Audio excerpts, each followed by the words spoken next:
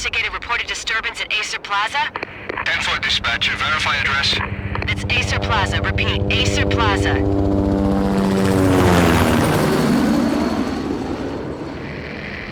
Shots fired on the rooftop. An assault in progress at Acer Plaza. Repeat, an assault in progress.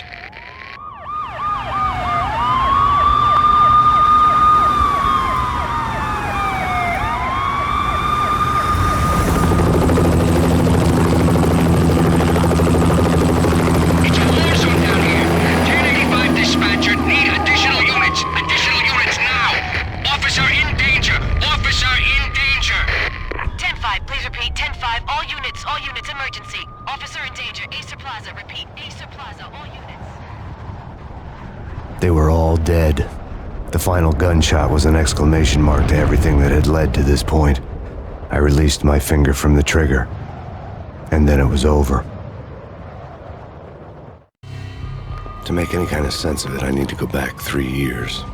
Back to the night the Payne started.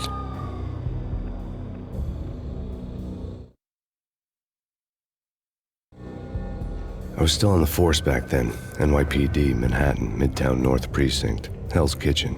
So when are you coming to work for me, Detective Payne?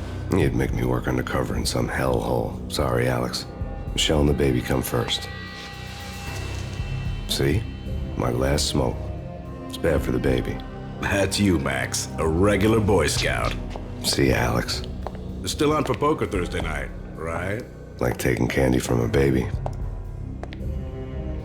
Life was good. The sun setting on a sweet summer's day. The smell of freshly mowed lawns. The sounds of children playing. A house across the river on the Jersey side. Beautiful wife and a baby girl. The American dream come true. Honey, I'm home. But dreams have a nasty habit of going bad when you're not looking.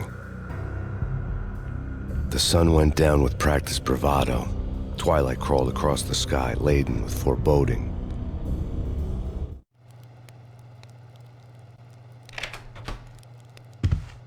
Michelle, honey, anybody home? I didn't like the way the show started. They'd give me the best seat in the house, front row center.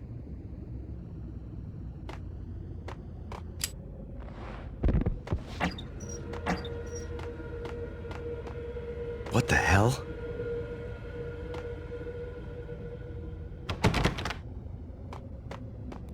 Something ugly had been tattooed on the wall, a map of things to come. It was a poison syringe, a magic tag full of diabolical meanings.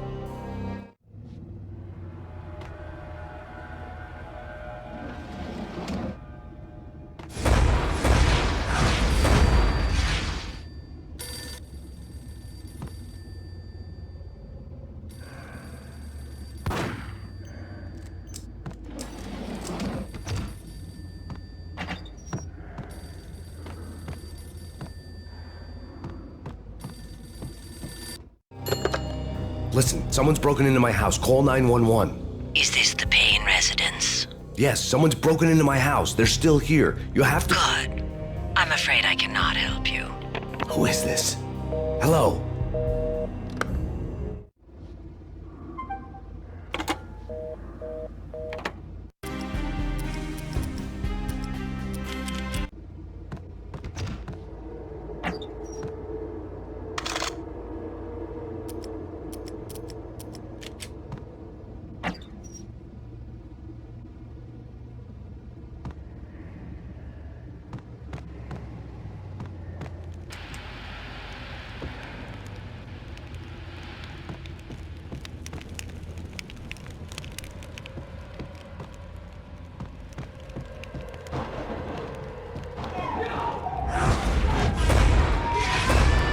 Michelle!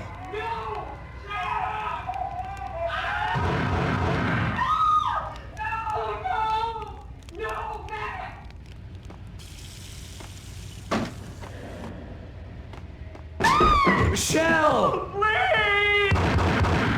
I'm gonna hurt you! It's coming. Freeze! NYPD, drop it! Coming! It's gonna stop! I'm gonna hurt you.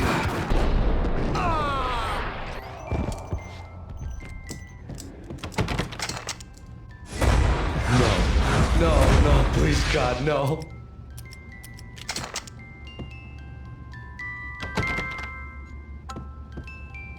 The flesh of fallen angels.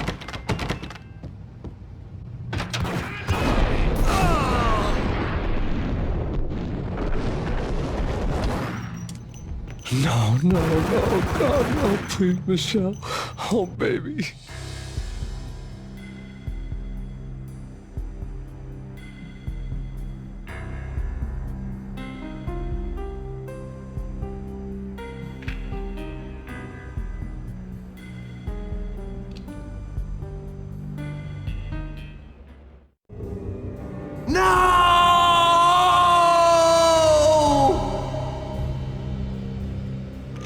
That was 3 years ago. Everything ripped apart in a New York minute. The killer junkies had been high on a previously unknown designer drug, Valkyr, V. After the funeral, I told Alex I'd be transferring to the DEA. It took us 3 long years to get a break in the Valkyr case. Then, finally, 2 months ago, a dime dropper tipped us off that Jack Lupino, a mob boss in the Punchinello crime family, was trafficking.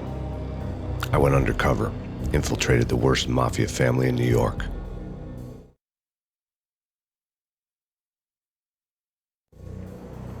I came in from the cold and the dark. Outside the city was a cruel monster. I've been slowly working my way from the small time to the big fish, trying to get to the source of the drug. Alex and BB were my only contacts in the DEA, the only ones in this decrepit city who knew I was down here. BB here. Something urgent has come up with Jack Lupino. You need to meet with Alex immediately at the Roscoe Street station. I hadn't had a face-to-face with Alex since I'd gone undercover. Outside, the mercury was falling fast. It was colder than the devil's heart, raining ice pitchforks as if the heavens were ready to fall. Everyone was running for shelter like there was no tomorrow. It didn't get any better when I got to the subway. The feeling hit me like a point-blank shot straight in the face. Something was not right about this. My Beretta stirred nervously under my coat, but the train doors had already shut behind me, and I was in for the ride. Next stop, Roscoe Street Station, and Alex.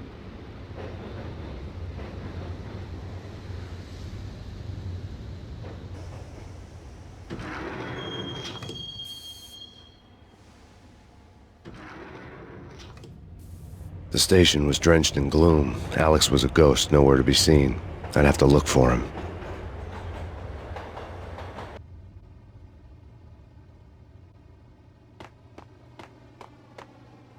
The gate was locked.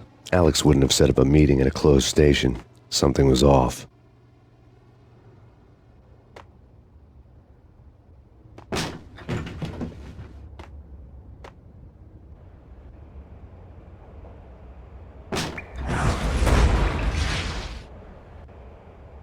Death was in the air at Roscoe Street.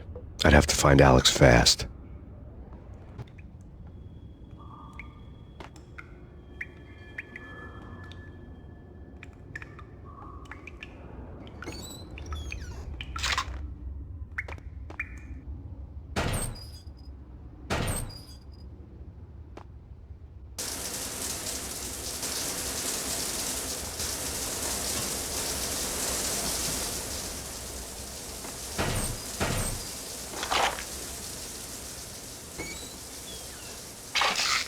The pills would ease the pain.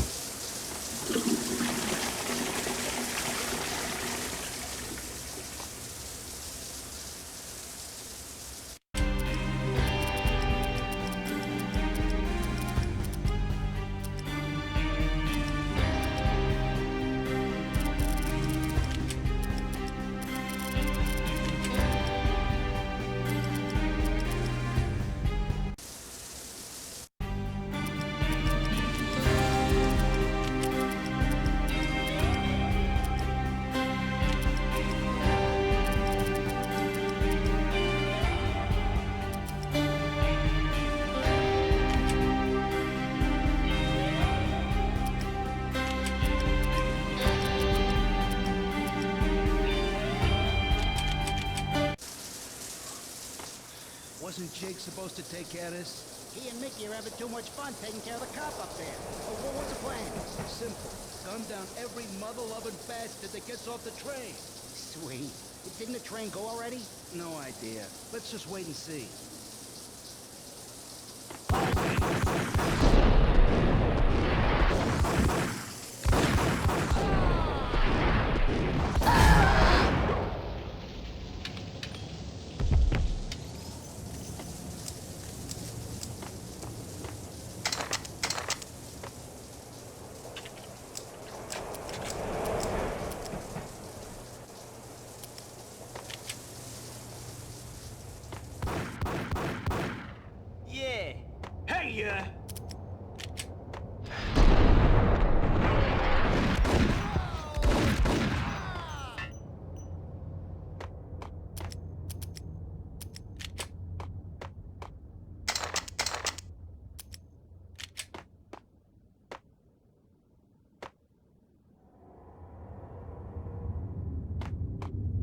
Yo, guys, hey, we're getting around. You hear me?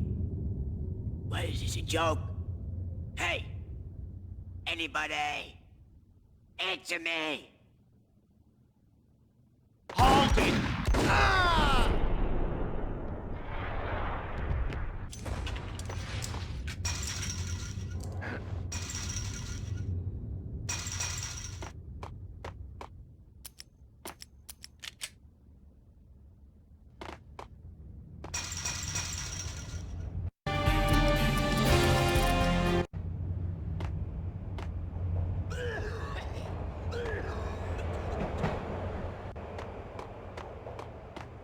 Yo!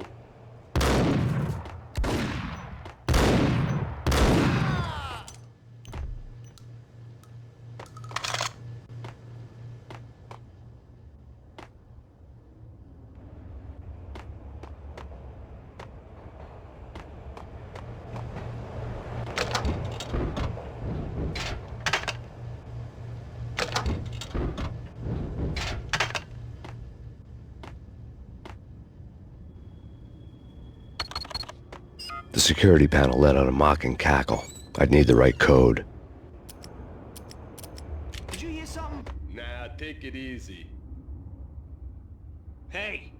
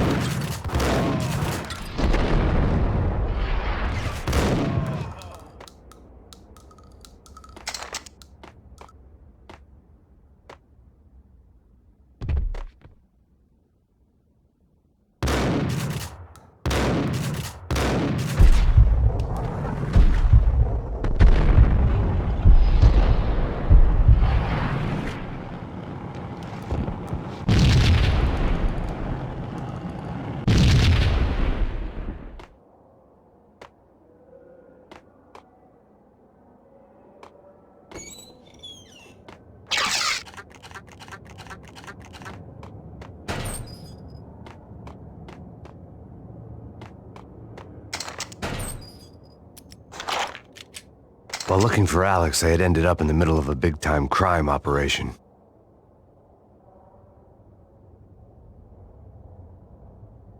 Hitting Roscoe Bank ain't exactly keeping low profile. The riskiest heist ever, huh? But hell, the payoff makes it worth it.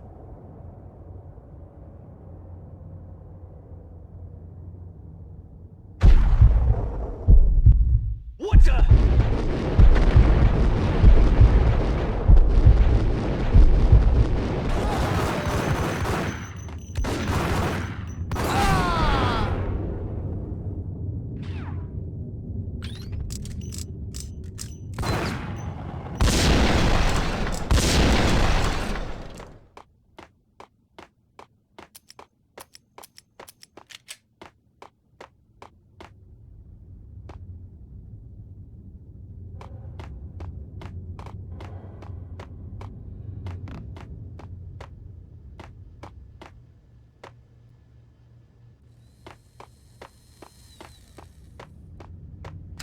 The power to the rail had been cut. I'd have to get it back on to get the train moving.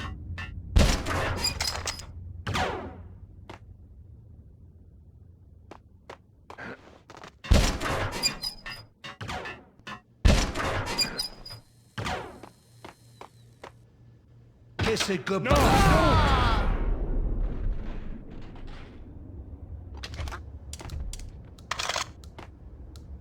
You saved me, man. What's going on here? A massacre. These armed thugs just appeared from nowhere. We need to get help. I can make the call from the control room 1 floor up. Can you take me there? Sure, sounds good. Follow me.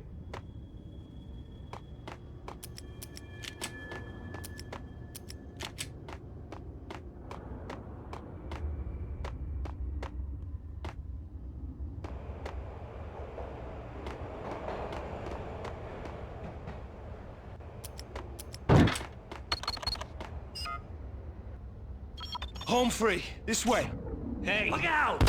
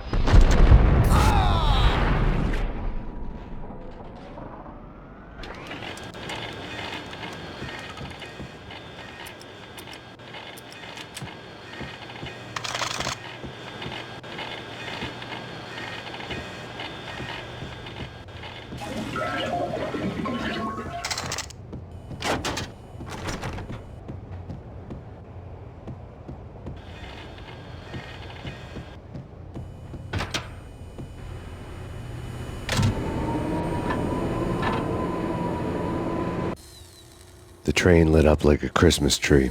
The power was back on.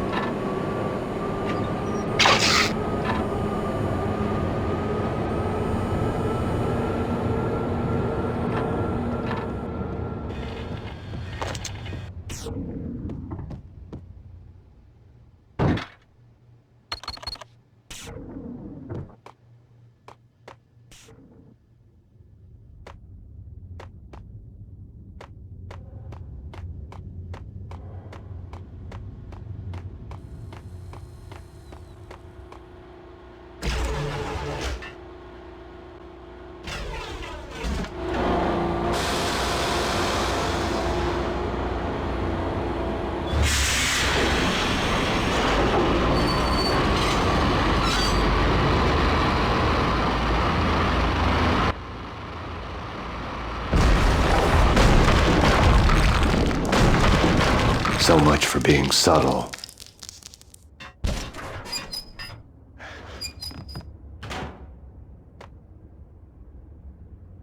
Hold it!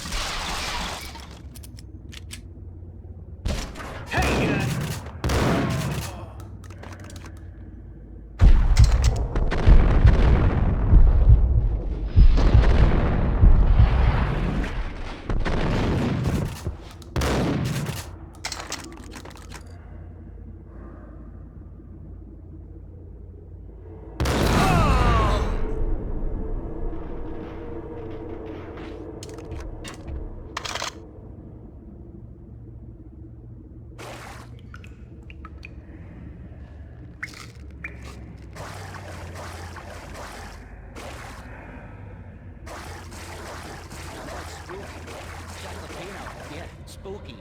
But also, it's like the failure count is rising. Yeah, I wouldn't joke about it if I was you.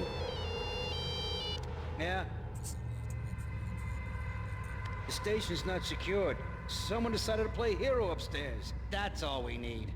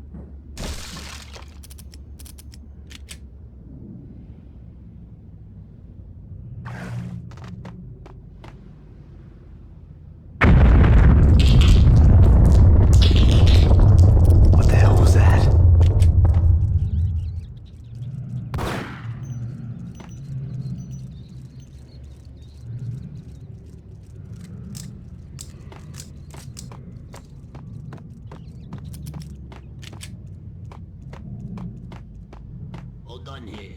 Give me the detonator. What are you talking about? The detonator. Get him!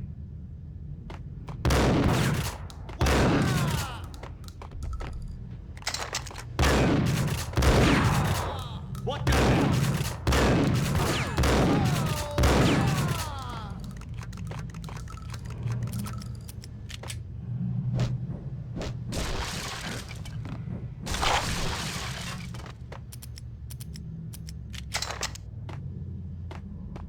The door had been welded shut ages ago and the bomb was missing a detonator.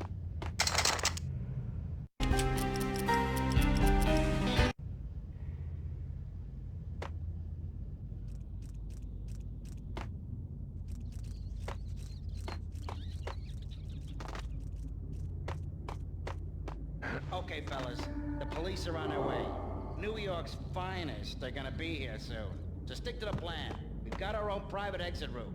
In and out, do your thing. Wham bam, thank you, man.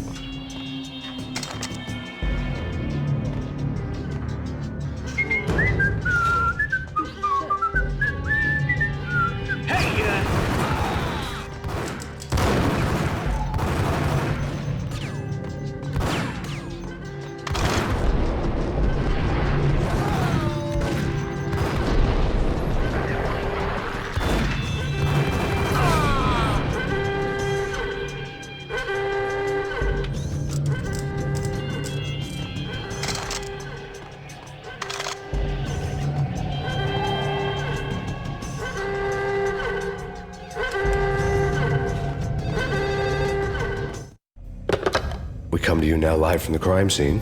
Who is this? Right back at you. This is Deputy Chief Jim Bravura from the NYPD. You are to cease your criminal activities and surrender immediately. Sure thing, Jim. Me and the boys have been talking and everyone's real sorry. They'll never do it again. Who the hell is this? Being placed at the scene of a bank robbery wouldn't have tipped the odds in my favor.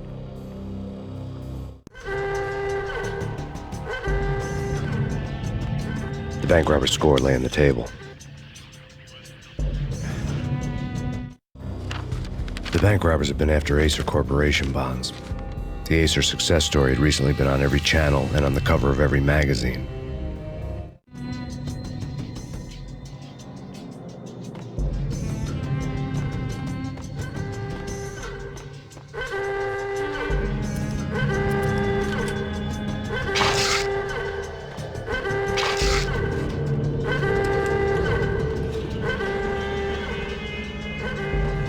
The bank robbers had left their tools on the table. Judging by the detonators, the crooks had bought enough explosives to send Lady Liberty into orbit.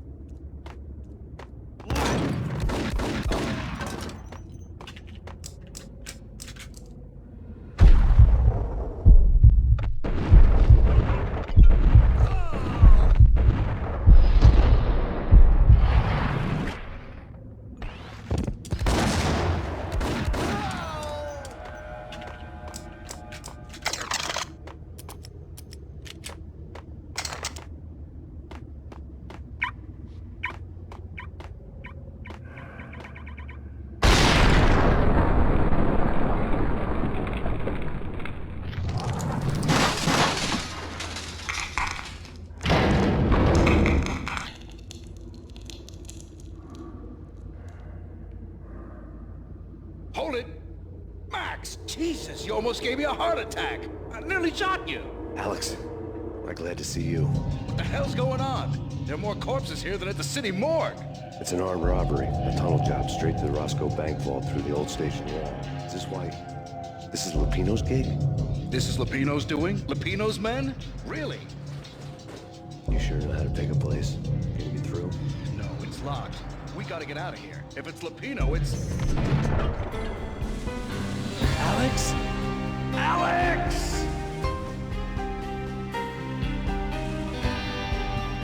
There was nothing I could do. He was dead. I could tell by the empty, accusing stare of his eyes.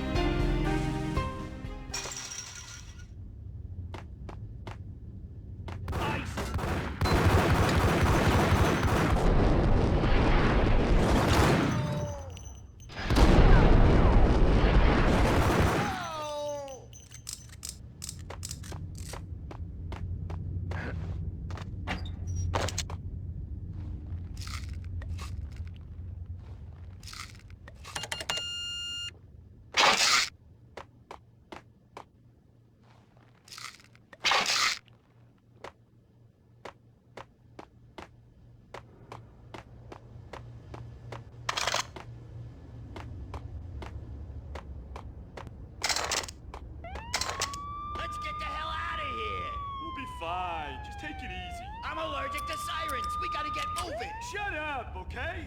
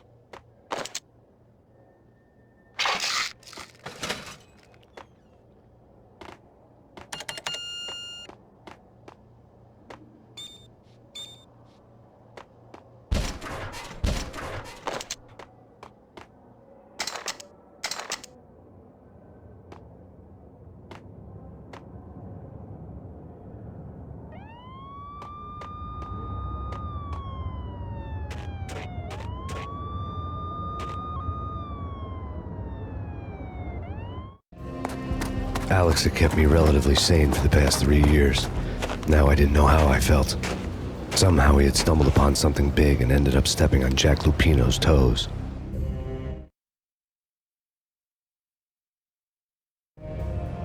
Lupino ran his racket of sex, drugs, and contract killings from a sleazy hotel in a slum block of tenements. The NYPD was closing in. I could hear the sirens. Their wail was a crescendo. Lupino thought he could get us by taking Alex out and leaving me to take the fall for it. All he had gotten was my attention. I went for the hotel first. It was a sad old thing with flickering lamps and faded colors, cheap mobster punks and tired-eyed prostitutes. I walked straight in, playing at Bogart like I'd done 100 times before. The place was run by a couple of murdering mobsters with shark smiles. The Finito brothers. Ladies and gentlemen, it's the pain in the butt. Pain to the max. You're killing me. Did you make that up yourselves, or you get some wino downstairs to come up with it? Don't answer that. A rhetorical question. I got something for the boss. Lupino around? That kind of depends on who's asking. A friend or a junk squad plan. Don't answer. It's one of them, how do you put it, rhetorical questions. Lupino ain't here, but he says bye. Lupino wasn't in his cheap hotel. Instead, I ran into the Finito brothers. My cover had been blown, the door slammed shut behind me, and then I was dodging bullets like raindrops. Pain in the butt.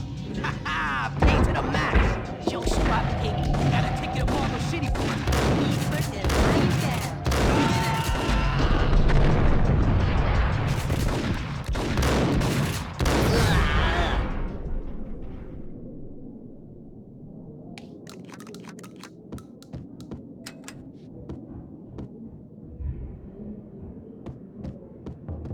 A letter on the desk caught my eye. All right. Bosses. Joey. Virgilio. You all right in there? They're not answering. Call the others. Tell them to come quick. Okay, but we can't wait for them. We gotta go in now. Bosses, we're coming in. There he is.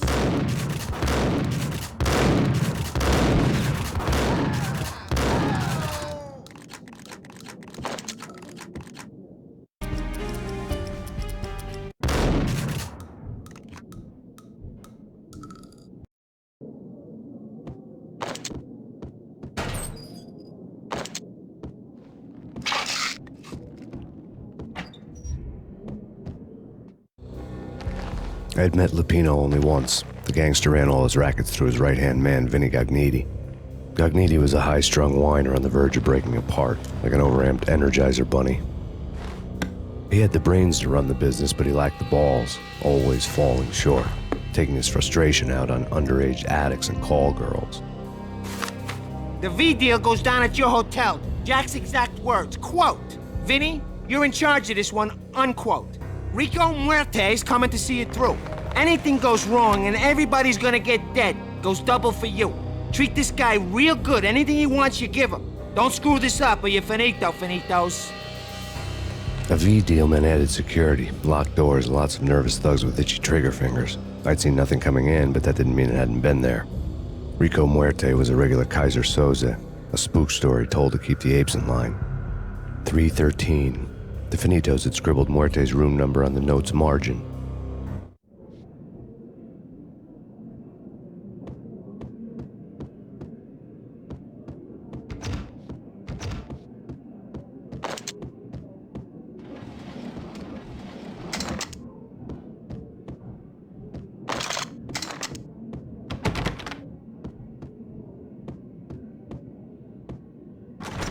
Getting out was not going to be easy. The staircase was locked and the elevator had been busted for a decade or more. Take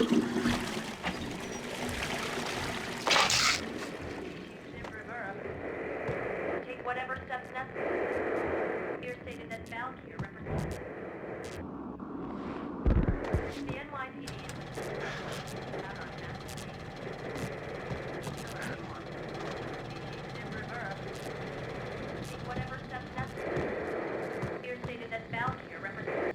In his press conference today, the mayor stated that Valkyrie represents a clear danger to New York and called for drastic actions to eliminate the problem.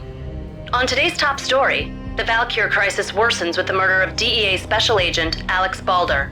Special Agent Balder had been shot repeatedly from a point-blank range. The gunman has been identified as Max Payne. The noose is sure to tighten around this fugitive criminal as more NYPD units join the search to apprehend him. I had just gotten my 15 minutes of fame.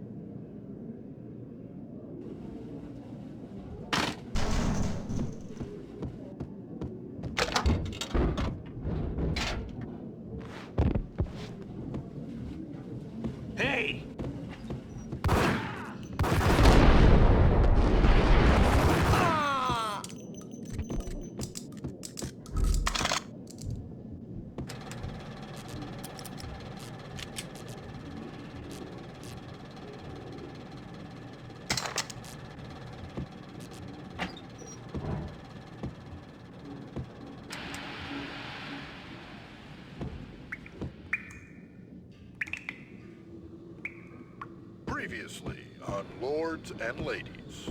Lady Amelia, Marquis Valentine asks for an audience. Thank you, Lawrence. My lady. My lord. And now, an all-new episode of Lords and Ladies, brought to you in part by Acer Corporation.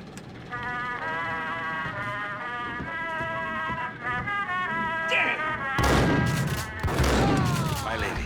My lord. My lady, there is a matter of great importance I must bring to your attention. My lord, there is? Indeed, my lady, there is indeed. From the very first moment we met, upon that distant forest path, there has been sunlight in the autumn leaves blazing like the colors of your hair. Oh, my lord, you should not speak so. But, my lady, I must. My lord, no! I forbid you. This cannot be. This must not be. But why, my love, why? My lord, it is too dreadful. Do not force me to speak the words. My lady, I beg of you, I must know. I would rather die than not know. Yes, my lord, we should both be dead, for this shame is too great for the living. My lord, I am your long-lost sister.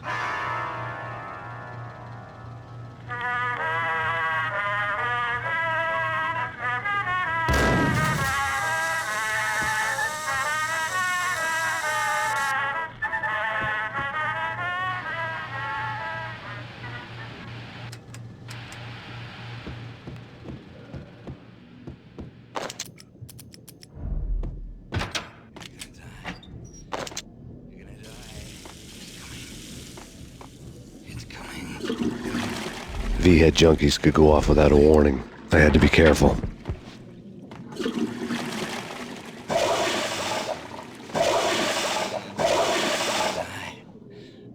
You're gonna die. Get away. Get away. Get away. I'm gonna hurt you. I'm gonna hurt. What? Here. I don't know. I'm gonna die. Oh no! You're gonna die. You're gonna die. The end. Get away. Get away. I think I died. Think I'm dead. I think I died. Think I'm dead. Get away. Get away. A flash. Oh, man. Messy inside. I don't know. Here. A flash. I'm gonna hurt you. Here. I think I died. Think I'm dead. What? A flash. I think I died. Think I'm dead. The end. I think I died. Think I'm dead. Here. You're gonna die. You're gonna die. Shut up. I think I died. Think I'm dead. I think I died. Think I'm dead. I'm gonna die. What? You're gonna die.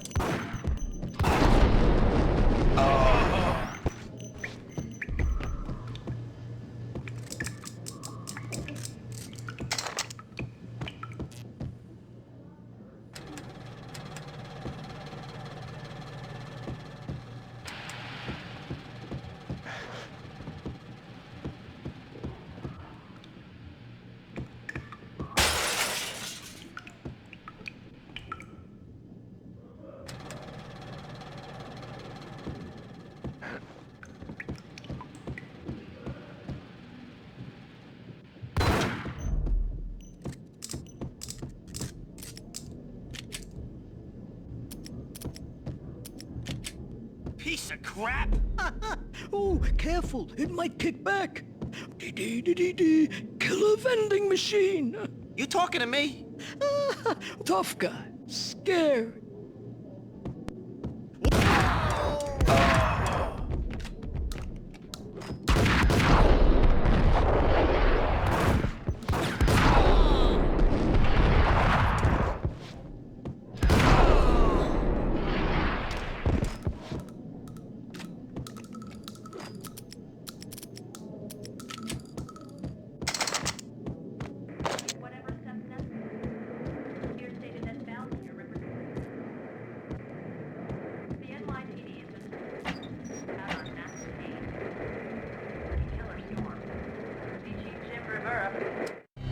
Tonight, the city's fight against the nightmare drug Valkyr took a turn for the worse, as DEA Special Agent Alex Balder was found brutally slain at the Roscoe Street subway station.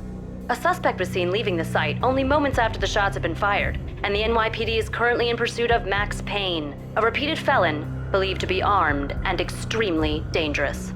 And now the weather. The worst winter storm in recorded history continues to pound the city. Take whatever steps necessary. Here stated that Valkyr represents the NYPD. This party had been dead for a while. I couldn't say I was sorry I'd missed the show. Take whatever steps necessary. Here stated that Valkyr represents the NYPD has been out on mass killer storm. Chief Jim Rivera. Take whatever steps necessary. Here stated that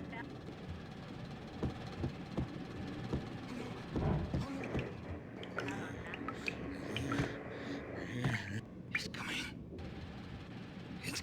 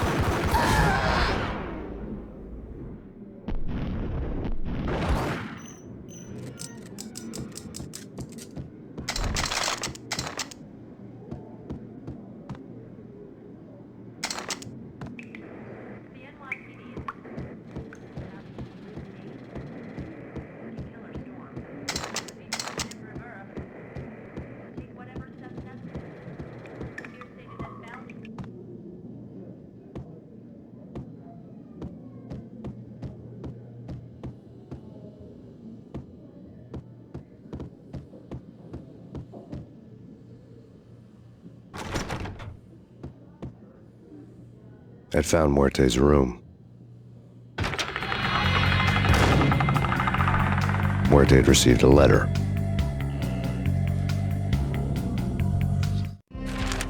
Our investigation had turned up nothing to link Angelo Punchinello, the head of the Punchinello family, to Valkyr. All tracks had ended with Jack Lupino. The letter in Muerte's room was signed by the Don himself. It was the first hint that the Kingpin knew what was brewing inside his syndicate. The trouble you got into after the Chicago screw-up. The Punchinello family bailed you out. You have been waiting for a chance to pay us back. One of our trusted boys has a monkey the size of King Kong on his back. We need your special skills for backup on a major deal. Collecting evidence had gotten old a few hundred bullets back. I was already so far past the point of no return I couldn't even remember what it looked like when I had passed it.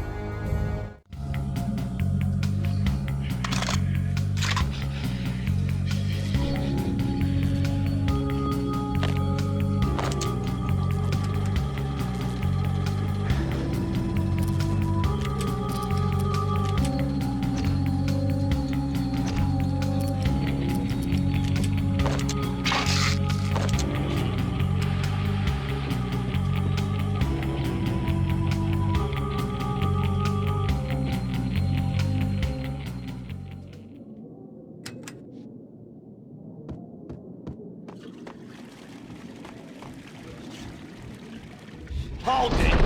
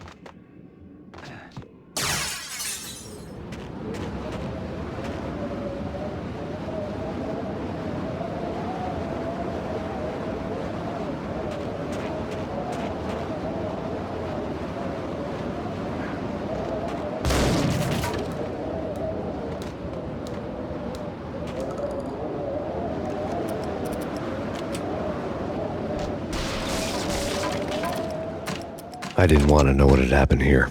It was not a pretty sight.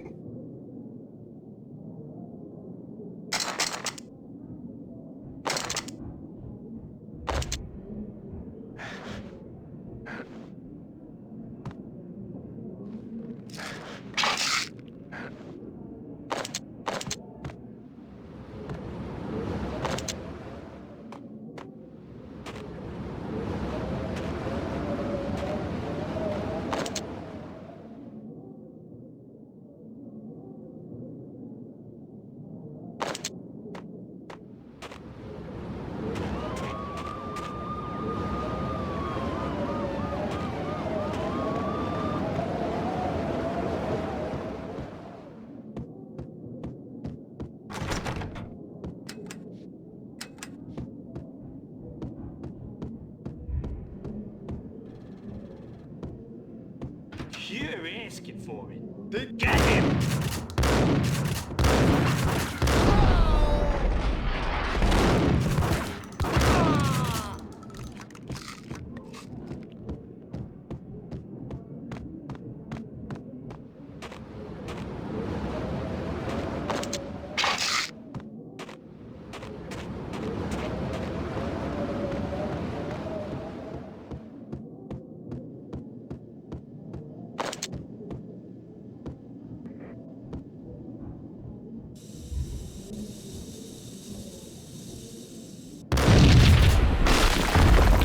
What the hell? Told you. God damn! I thought it was a bomb for sure. Nah, the Russian wouldn't dare. This has been waiting to happen. I thought it was a bomb.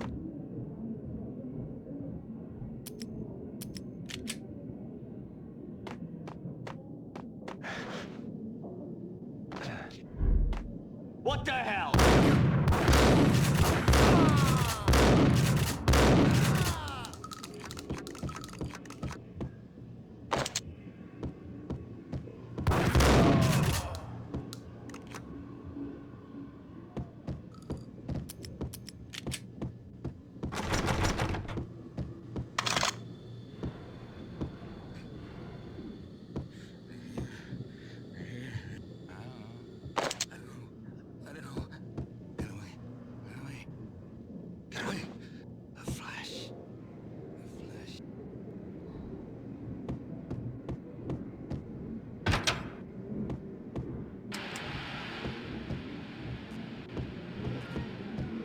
The hooker had left her diary on the table.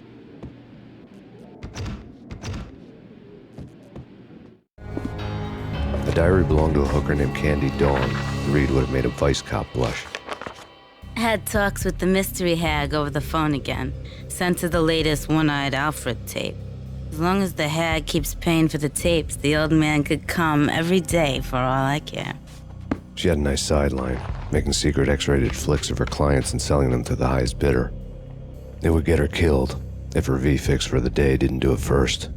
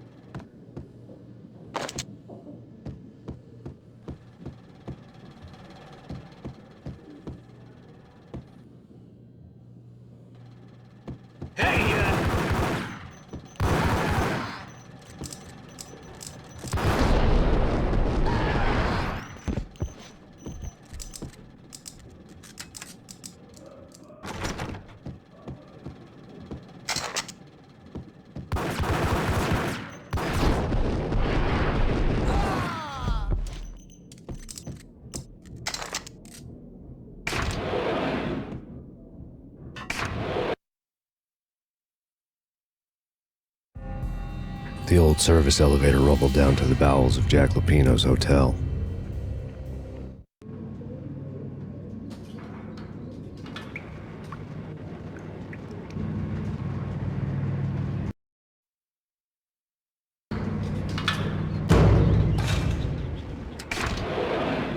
It was freaking crazy.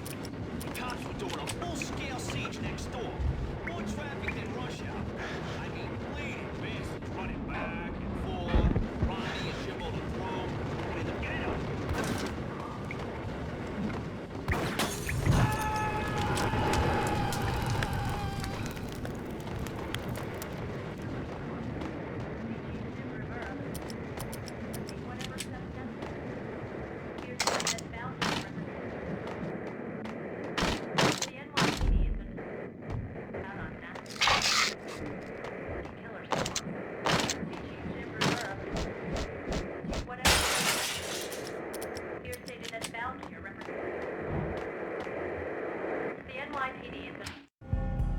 A winter storm warning is in effect in the whole tri-state area, as both freezing rain and heavy snowfall continue.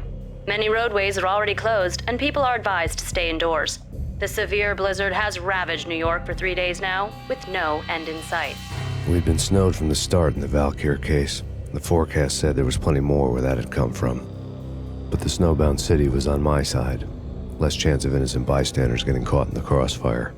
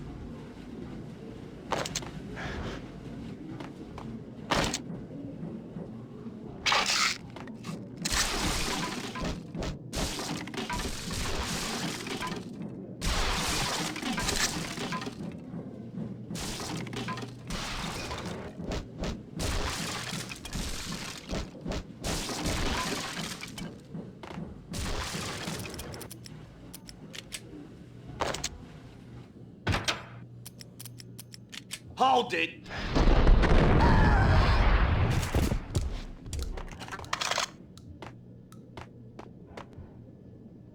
Exhibit number 1, a newspaper.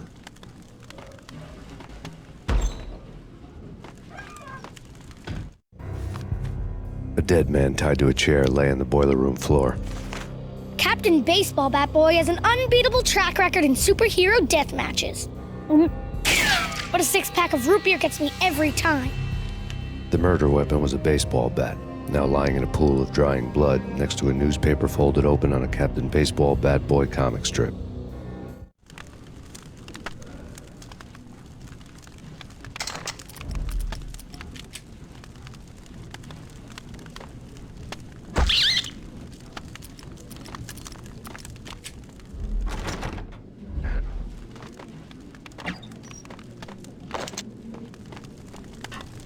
Vampire movies. Why are they always set in LA or Mexico? They can't even get a tan. If I was a bloodsucker, I'd move to the North Pole. Winter's one long night. Yeah, what would you eat? Get him!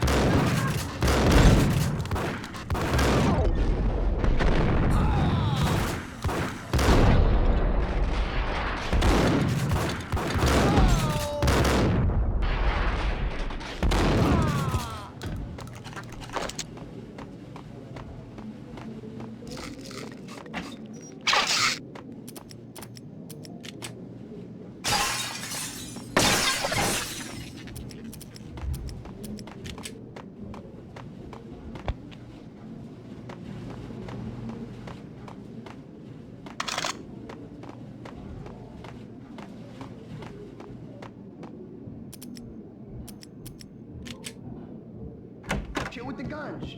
Trust me, you don't want to piss Muerte off. Gentlemen, let's do business. Green for green. Cheers at green-eyed angels. Amen.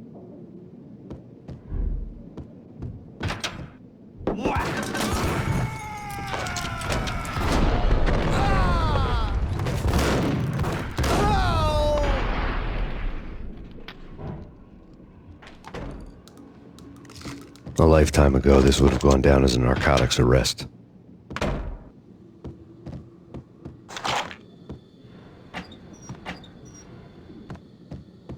There was a key on the table. It was dirty money.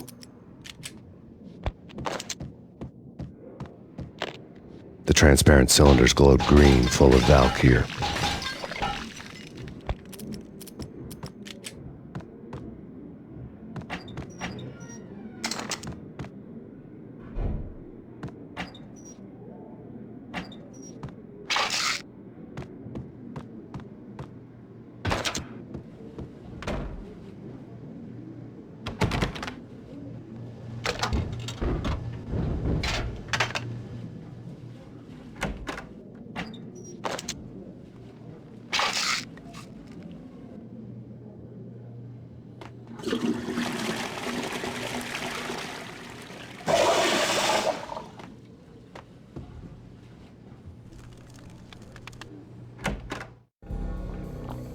mad dog killers, ready to murder each other.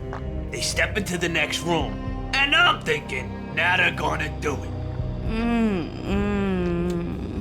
But no. They sit down in front of a TV and solve their differences with the kung fu fighting video game. I tell you, Candy, I was so depressed, I strangled them both with the video game cables. Oh, Rico, you're so bad. I am, ain't I? Rico Muerte, big-time hustler. Who the hell? It's that cop. Muerte went for his gun.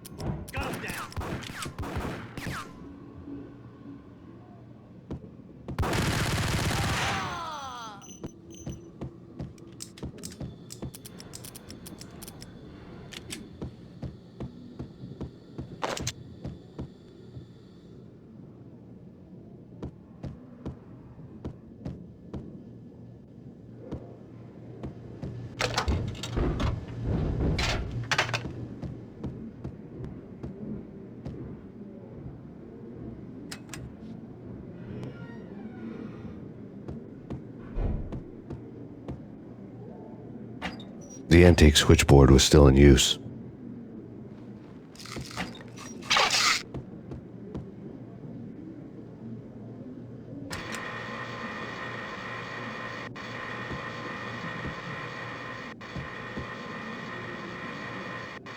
There was an old telephone switchboard in the back room of the reception area, the kind that made phone tapping child's play. It wasn't hard to picture a fat pimp sweating with headphones on, listening to his hookers talk dirty and fake orgasms over a web of party lines, the blood veins of New York.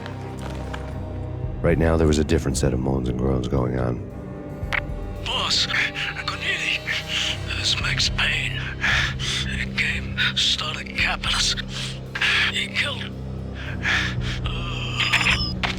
Are you freaking kidding me? He's just one lousy cop. You better be freaking kidding me. Whack him. What's the freaking problem? Hello? Answer me. Hello? The word was out. A deadly virus released into the city's corrupt circulatory system. Something wicked this way comes. Max Payne at large.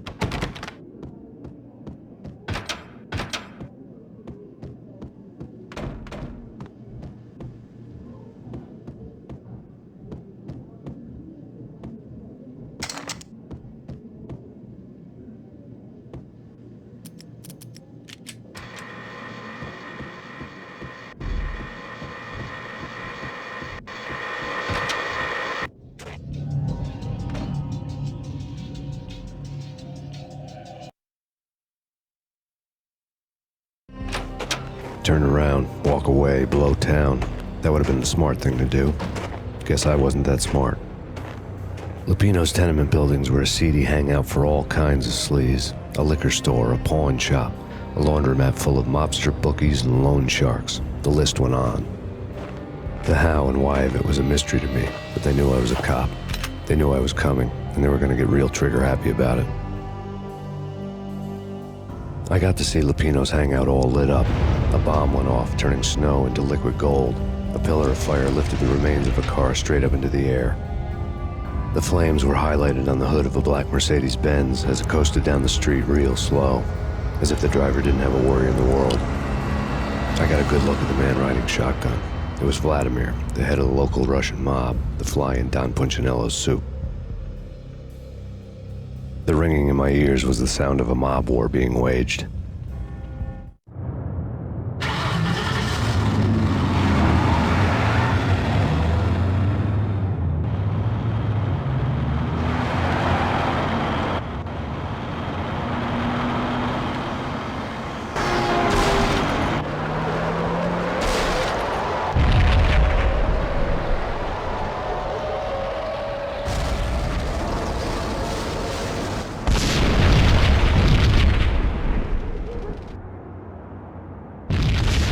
Another bomb exploded inside the closest slum building. It was a lucky break.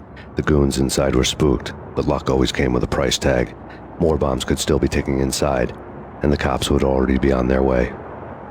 Jack Lupino's suite was on the top floor. At least it used to be, before the explosive makeover.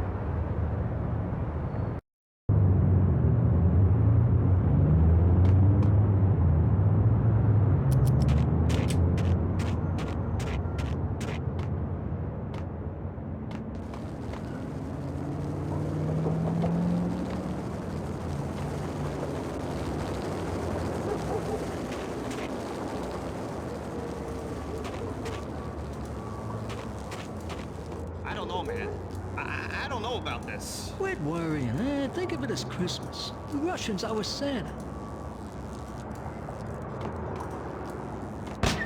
Hey,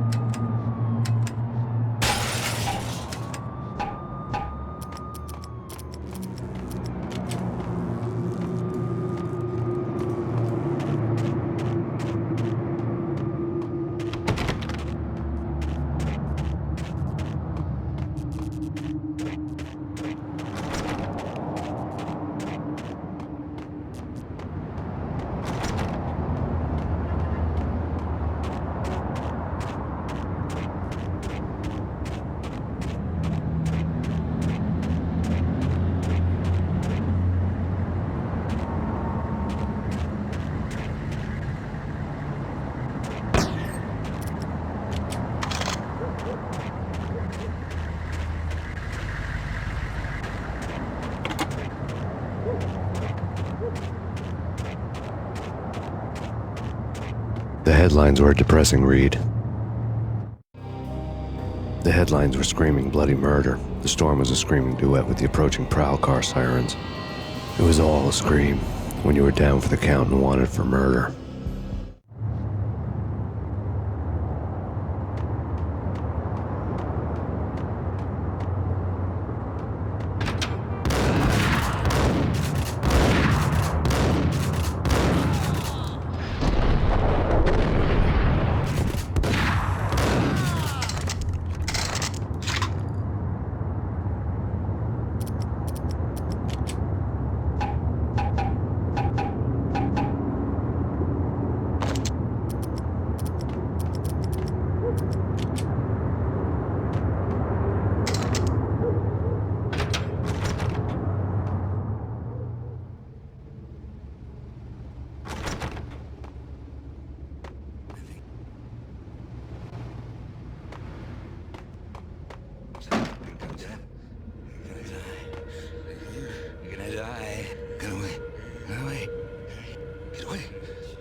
think I died. I'm gonna hurt you.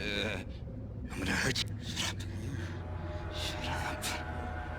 Shut up. I think I died. I think I'm dead. I think I'm dying.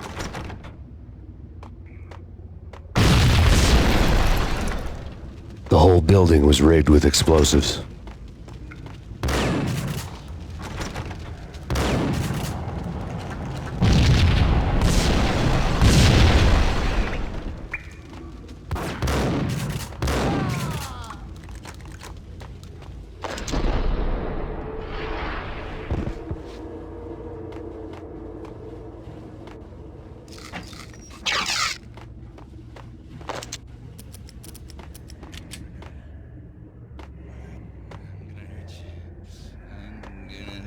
I think I died.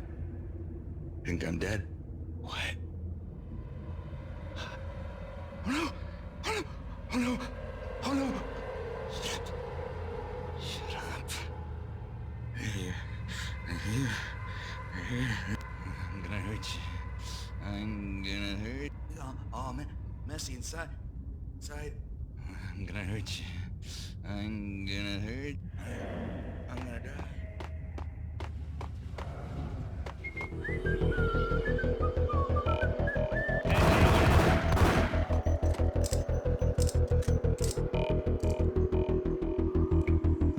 Hey, yeah.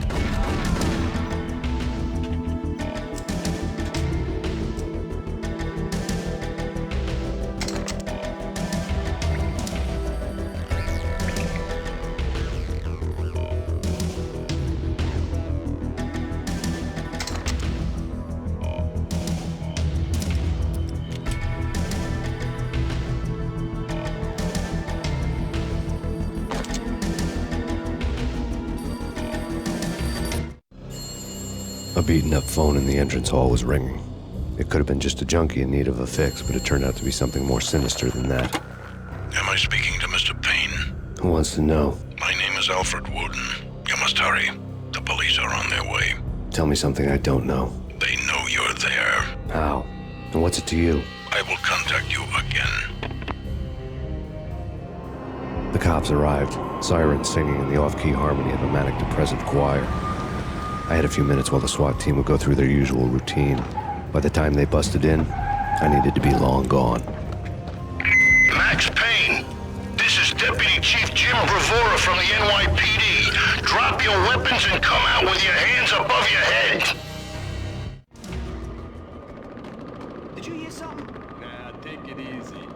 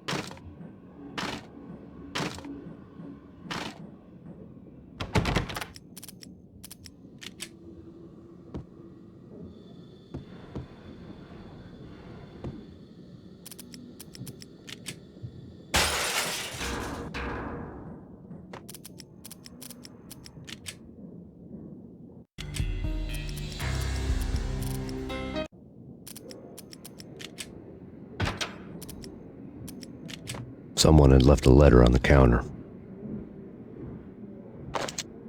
There was a key on the shelf.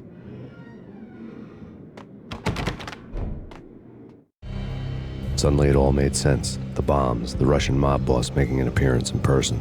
Gagnidi was his usual self, all talk and no walk. After our hit, the Russian has only a couple of guns left and they can be bought. There's no freaking way he has the guts to try anything after that. As it turned out, the Russian had plenty of guts. One thing he could count on, you push a man too far and sooner or later he'd start pushing back. NYPD! Max Payne, this is your final warning. Surrender or we'll be forced to take action. Don't make us come and get you.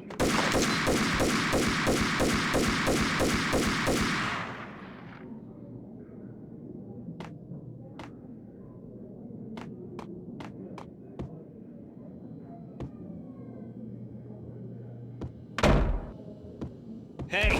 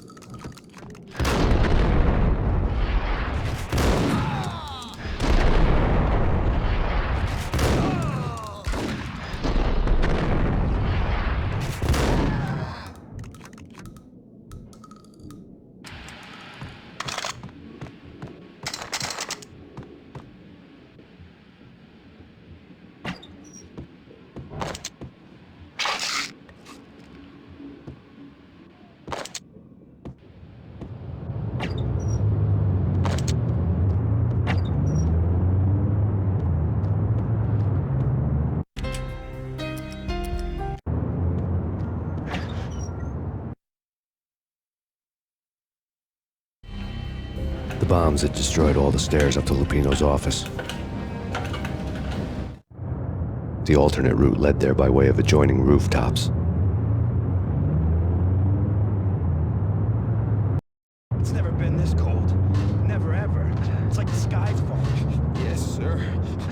the end of the world as we know it. And I don't feel fine. I don't feel anything. Not a thing. I'm freezing my butt off.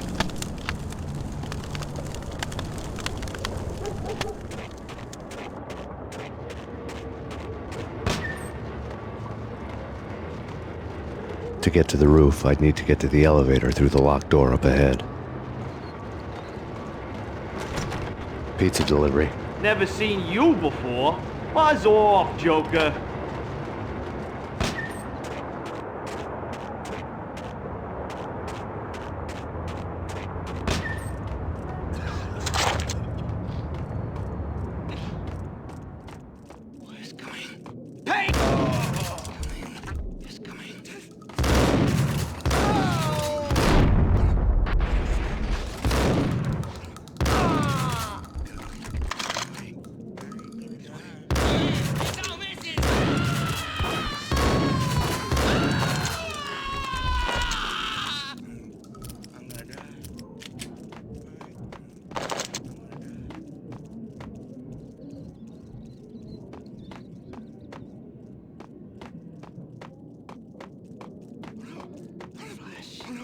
Hey!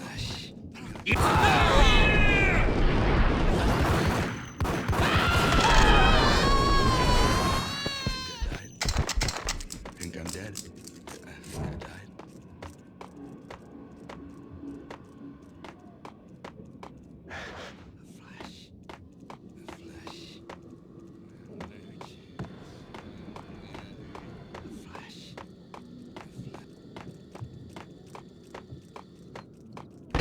No, don't shoot. You know the clowns at the laundry? Me? No. You're no good to me then. What? No, the laundry, yeah. I know him, yeah. Get me in there. Okay.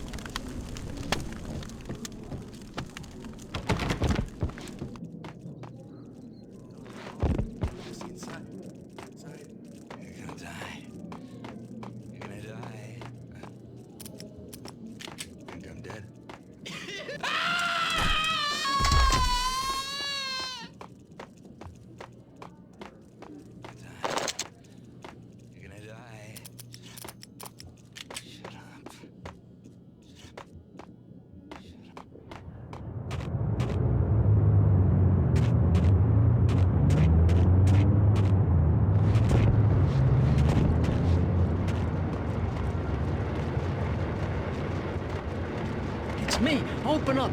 Let me in, quick. Not so fast. The password. John Woo.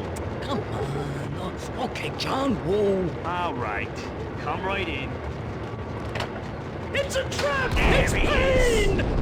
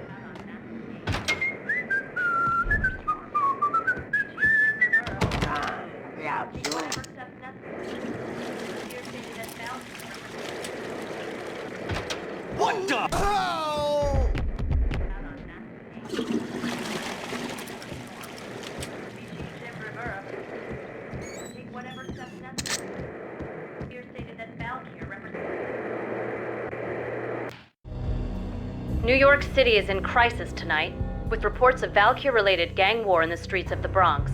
Apparently, Max Payne, wanted for questioning in connection with the slaying of a DEA special agent earlier tonight, is waging a one-man war against his former partners in crime. Among the list of casualties so far are notorious mafia members Joey and Virgilio Finito, as well as Rico Muerte, himself a fugitive from the law, and a suspect for several murders in the Chicago area. The NYPD has been placed on full alert. A citywide APB has been put out on Max Payne. Deputy Chief Jim Bravura has promised to take whatever steps necessary to bring him to justice. What those steps may be remains to be seen. For CNN TV News, this is Kira Silver.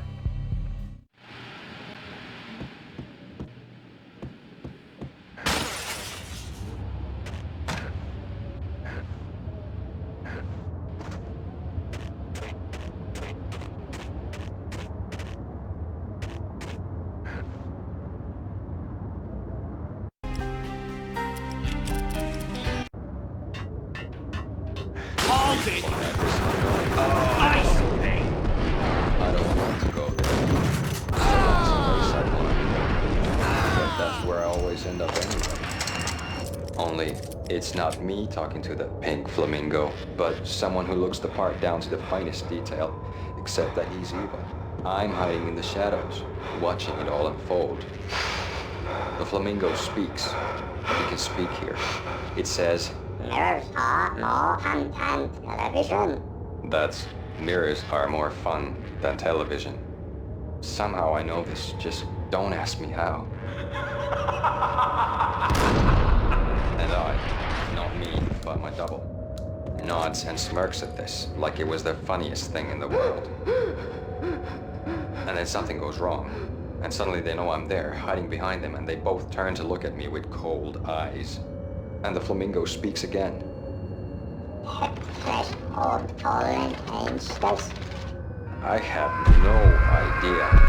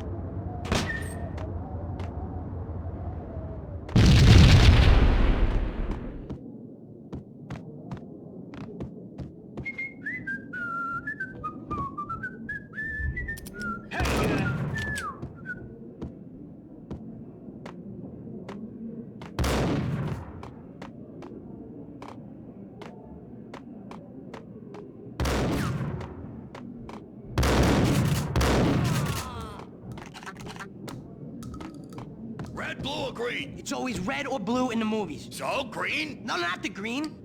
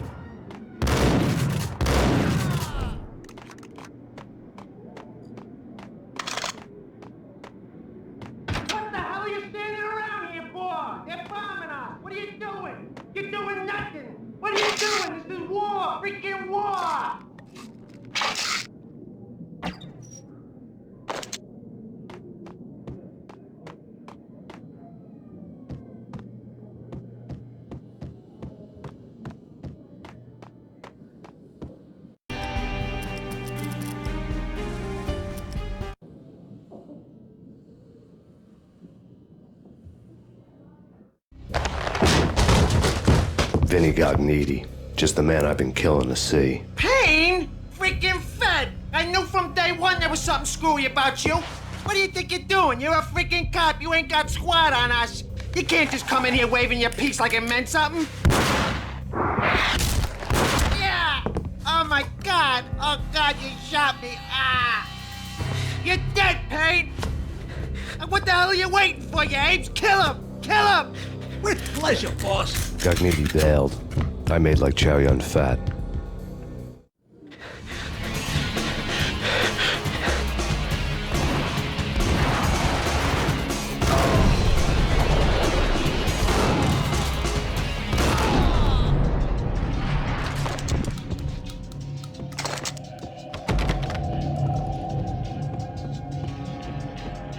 A crumpled letter lay on Gognitti's desk. The letter was addressed to Don Punchinello, but Vinny had never had the nerve to finish it. Jack's gone voodoo. Just the other night, he shot Dino because he wanted to see what his brains looked like splattered on the wall.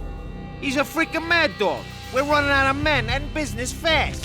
Gognitti had been living in mortal fear of his boss. Jack Lupino was a psycho.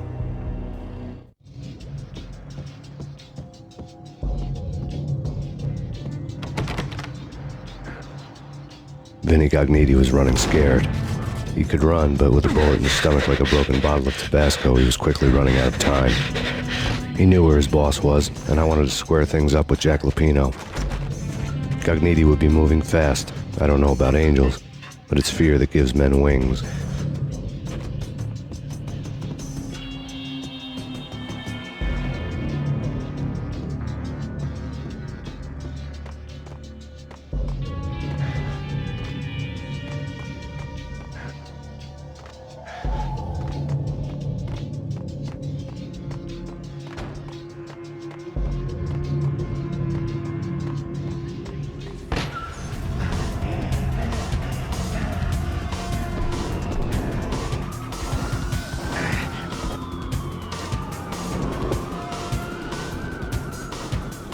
Gognitti hitched a ride.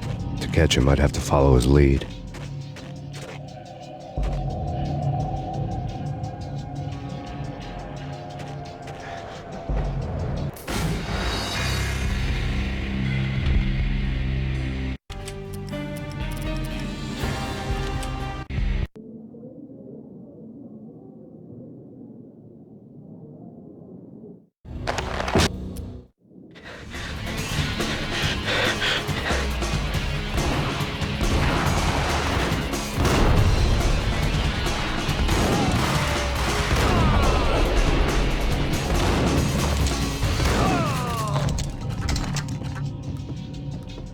A crumpled letter lay on Gognitti's desk.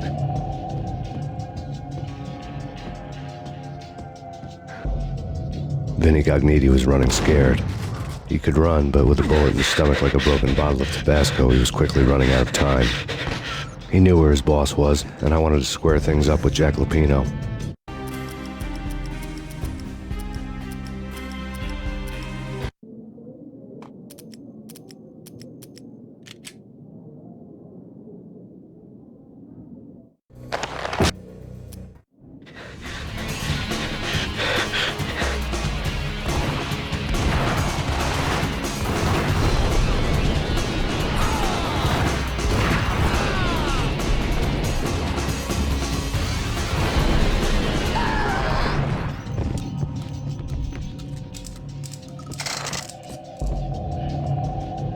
A crumpled letter lay on Gognitti's desk. Vinny Gognitti was running scared. He could run, but with a bullet in his stomach like a broken bottle of Tabasco, he was quickly running out of time. He knew where his boss was, and I wanted to square things up with Jack Lupino. Gognitti would be moving fast. I don't know about angels, but it's fear that gives men wings.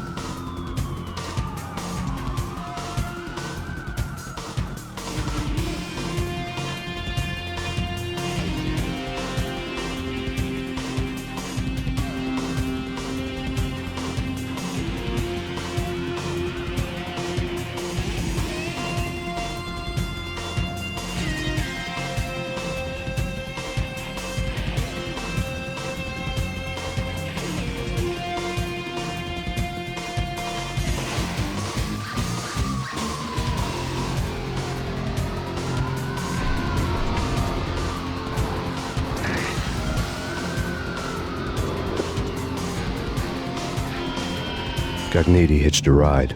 To catch him, I'd have to follow his lead.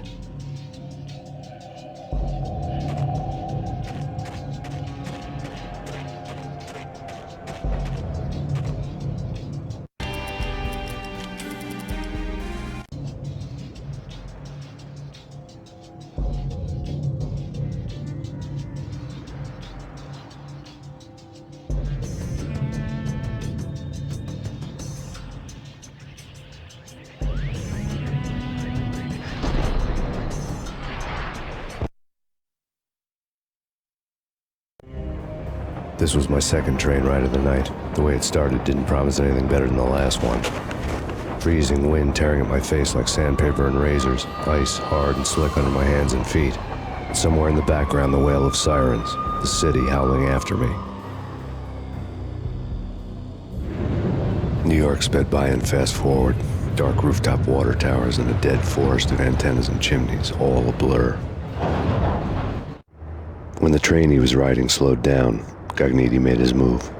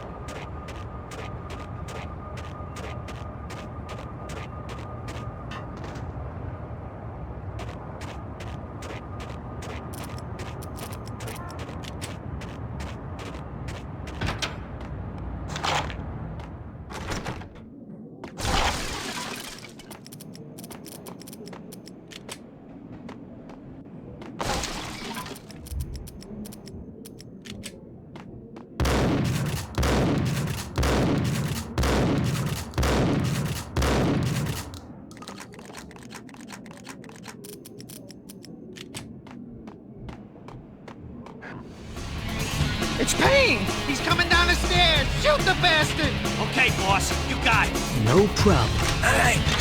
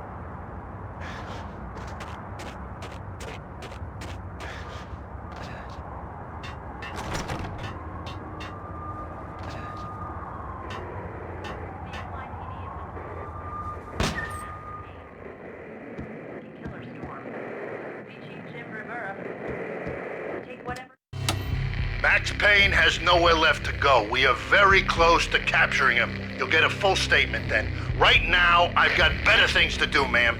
That was Deputy Chief Jim Bravura from the NYPD with no further comment at this time. Apart from his suspicious food habits, I figured Bravura to be one of the good guys. Fate had just dropped us on different sides in this. But when it came to capturing me, he was way out of his league. I had already ditched the cops a couple of rooftops back. For now.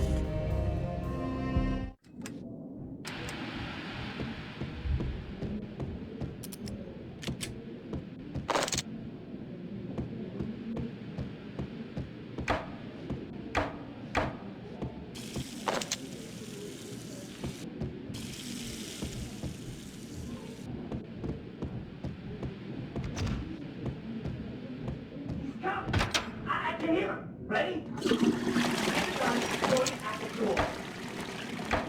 Okay, this is it. Any moment now. Got him down!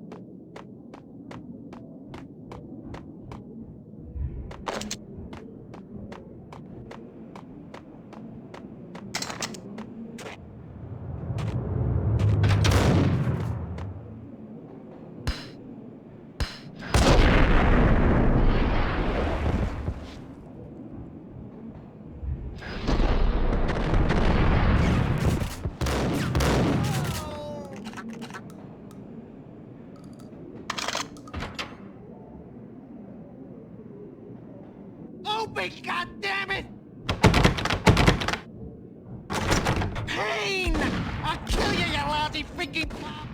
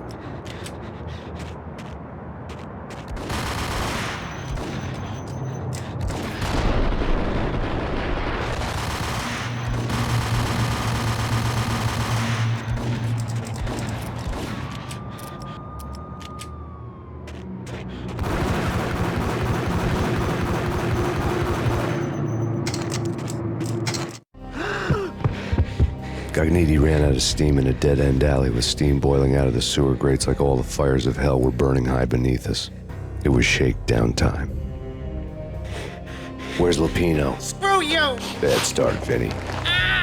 Police brutality! I rate pretty high on that. You can't just hurt me in cold blood?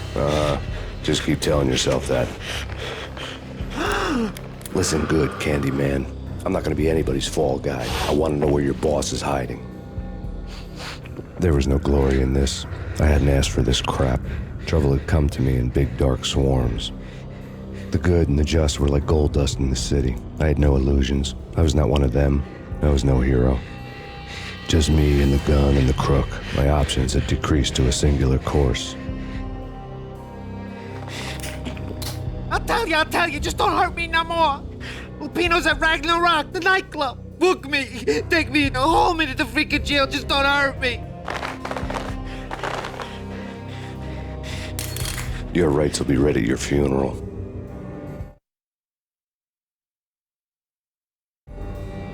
Ragnarok was Lupino's private nightclub, a den of drugs built into an old theater. I knew what waited inside. V-head junkies ready to explode in random acts of senseless violence, and Lupino's goon squad, the worst stone-cold killers this side of hell. Ragnarok was as inviting as a headache, flickering and flashing to a machine gun beat. The belly of the nightclub was a gothic theme park that began with bondage games and led to the nasty stuff from there. As subtle with its dark message as a cop killer bullet through the heart. Like father, like son, just like Jack Lupino.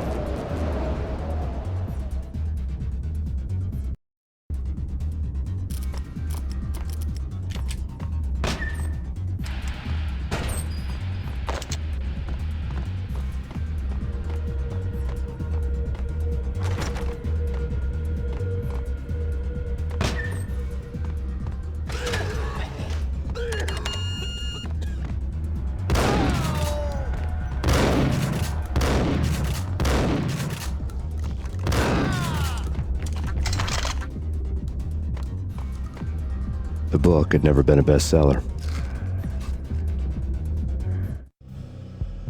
Given the setting, I was surprised to find that somebody had been passing time reading. The paperback was entitled, The Age of Murder and Storm. The blurb on the back mentioned Norse mythos and Ragnarok, the end of a Viking world with a terrible winter that covered the earth in ice, when vile crimes were rampant and all humanity lost. I could see how somebody impressionable might get it into their head that we were at the end of time. I was also beginning to see what the nightclub and its owner were all about.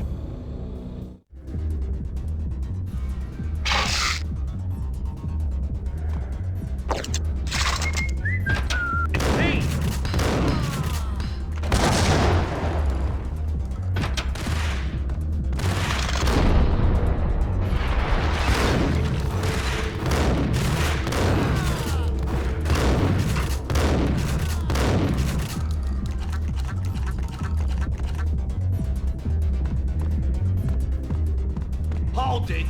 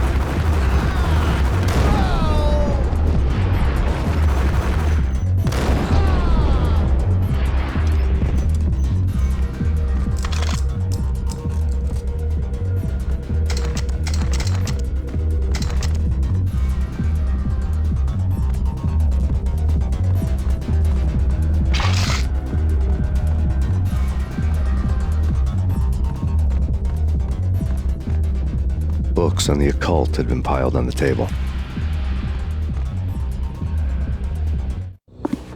The room was stacked with light reading, such as Necronomicon, Witchcraft, and Paradise Lost. Old exotic titles like Malleus Maleficarum and De Umbrarum Reini Novum Portus. Books with pentagrams on their covers, all dealing with the occult and the infernal, lying between stacks of horror videos and a couple of Ouija boards. The only thing I could take seriously was the thought of Lupino taking it seriously. He had been spending a lot of time getting intimate with the guy downstairs.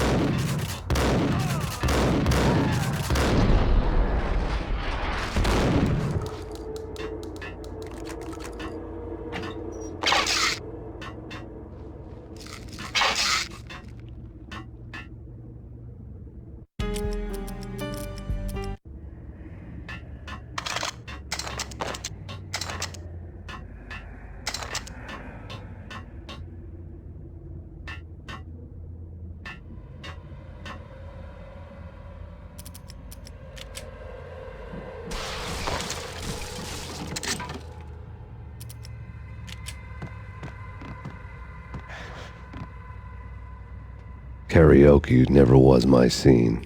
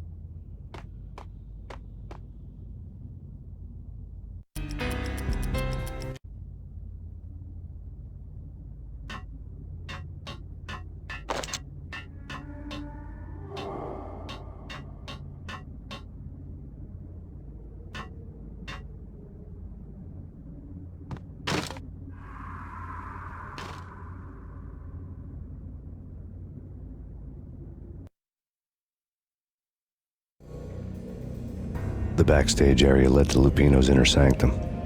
The hot air inside was like an invisible wall, thick with incense and something else, a sickly sweet smell that made you gag. This was the rotten core of the Big Apple. Lupino lurked somewhere ahead, like a spider at the center of his web, waiting. The vapors in the air started to make my head swim. Torn pieces of a letter lay scattered on the sofa.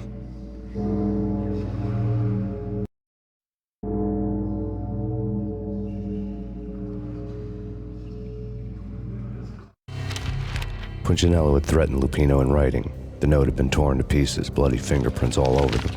Don't want you to think that one of my boys is not playing with a full deck. Shape up, Jack. We are running a business here. I'd hate to send the trio to strong-arm you. The trio were the Don's notorious henchmen. It was obvious that Lupino hadn't been intimidated by the threat.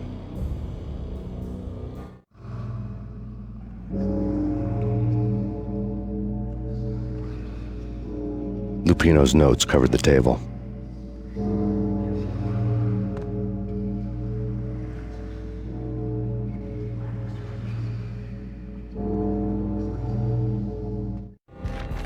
Jack Lupino was crazy, all right.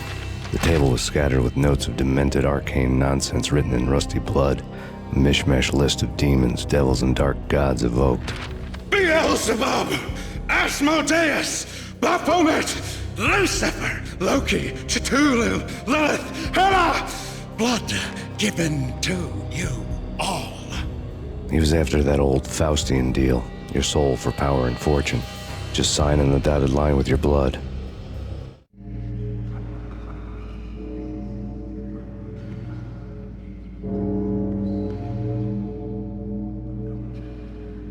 Lupino's notebook lay on the pedestal. Jack Lupino was crazy, all right. Mythic wolves, let loose to devour the sun and the moon. Lupino is the wolf. I'm Mr. Beast, the big bad Fenris wolf. I'm the end of the world man, wearing the flesh of fallen angels. After Y2K, the end of the world had become a cliché. But who was I to talk? A brooding underdog avenger alone against an empire of evil, out to right a grave injustice. Everything was subjective. There are only personal apocalypses. Nothing is a cliché when it's happening to you.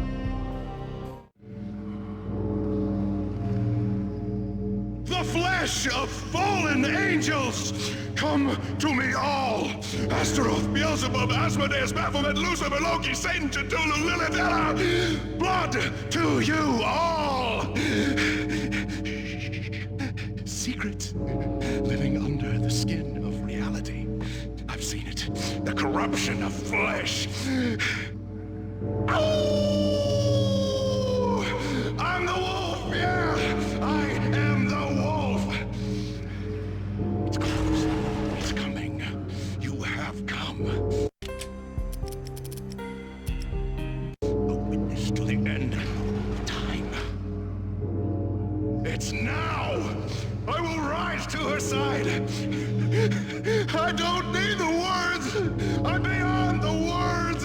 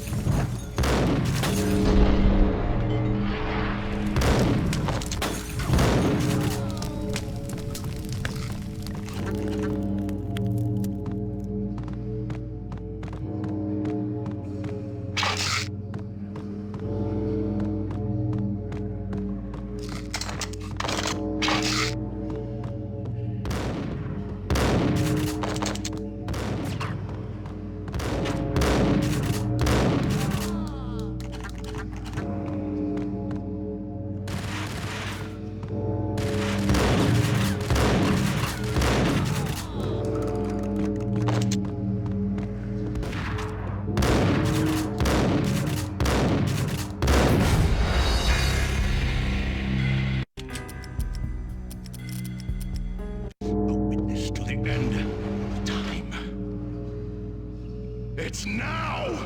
I will rise to her side! I don't need the words! I'm beyond the words!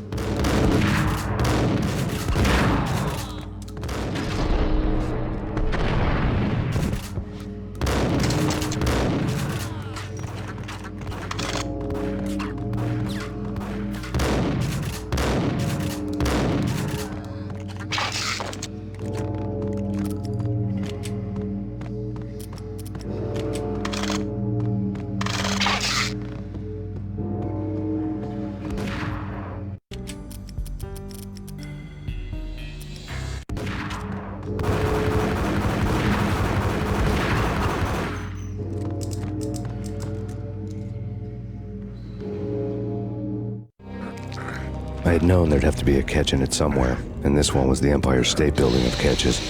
Lupino is pumped up and dying to go 15 rounds with a mutant alligator. And then he started this spooky monkey talk, straight from a bad dream. Mine. I have tasted the flesh of fallen angels. I've tasted the devil's green blood. It runs in my veins. I've seen beyond a world of skin, the architecture of blood and bow and arrow. Death is coming! She is coming, and hell follows with her. This is the twilight winter. I am ready to be her son. Her time is now, and all who stand in her way must die!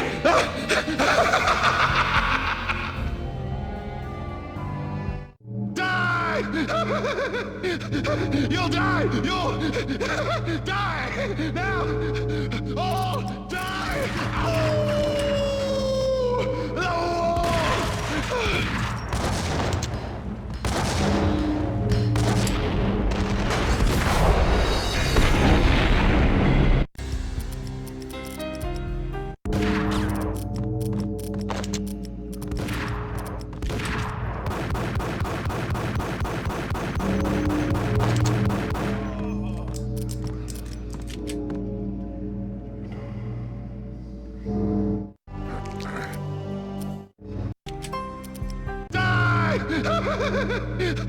You'll die! You'll die! Now! All die!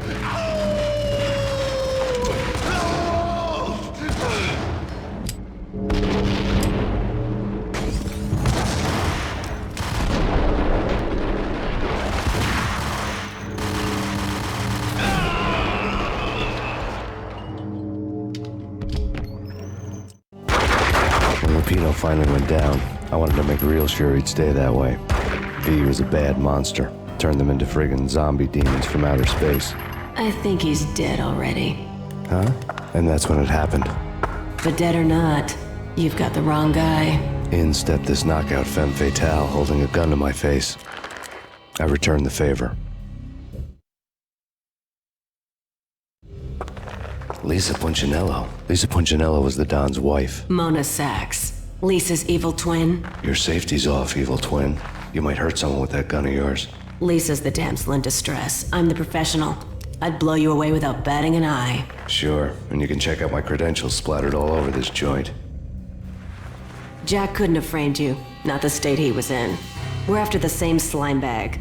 Angelo Punchinello's the one who murdered your friend and framed you with it. You know this for a fact. I've got my sources. I don't have a clue these days. I just shoot them as they come. Who put a contract on the archfiend? This one's mine. I hate the guts of that sadistic wife-beater. Why not pool our bullets for this one? I thought you'd never ask. My finger was starting to twitch. How do you like your whiskey? I'm easy, as long as you don't try to slip me a Mickey. You're a real angel, Max. It was good stuff. Tasted sweet as honey going down. Nothing personal. Can't risk you going berserk and getting Lisa killed.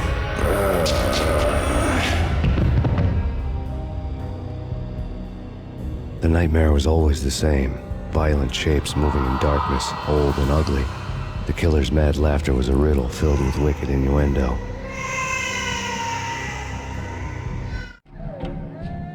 Somewhere, the baby was crying.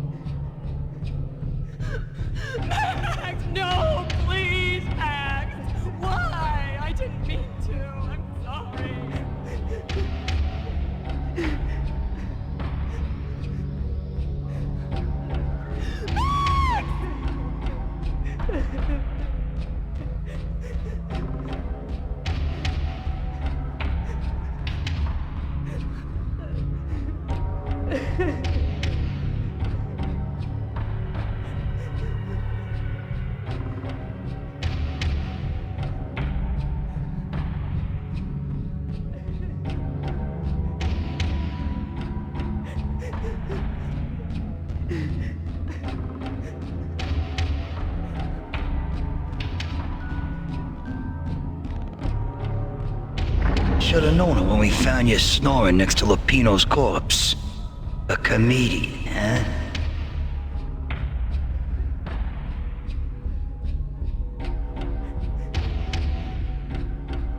The pictures were filled with good old times. Alex and I had a few moments of glory between us. Crime-fighting comrades, the best in NYPD DEA collaborative team. Good-hearted macho bullshit like that. I would have given anything to have him here as my backup. No such luck. No luck at all.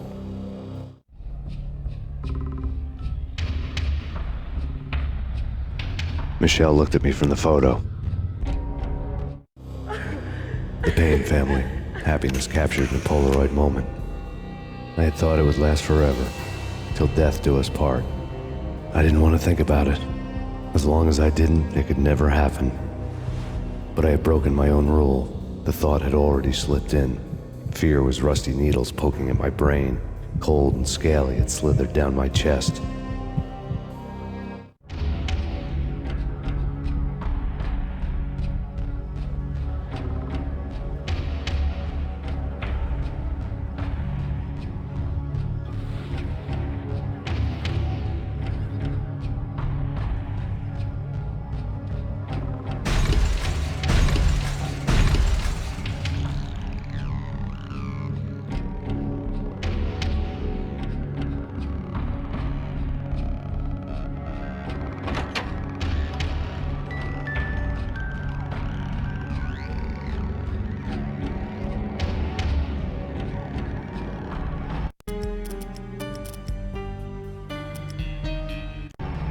I really love to watch cartoons. Captain Baseball Bat Boy's my favorite.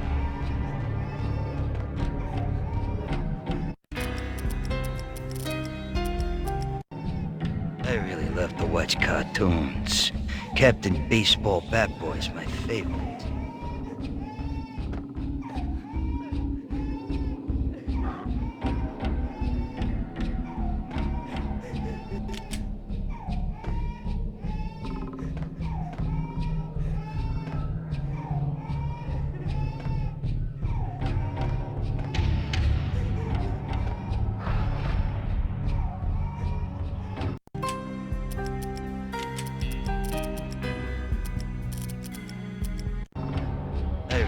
To watch cartoons. Captain Baseball Bat Boy's my favorite.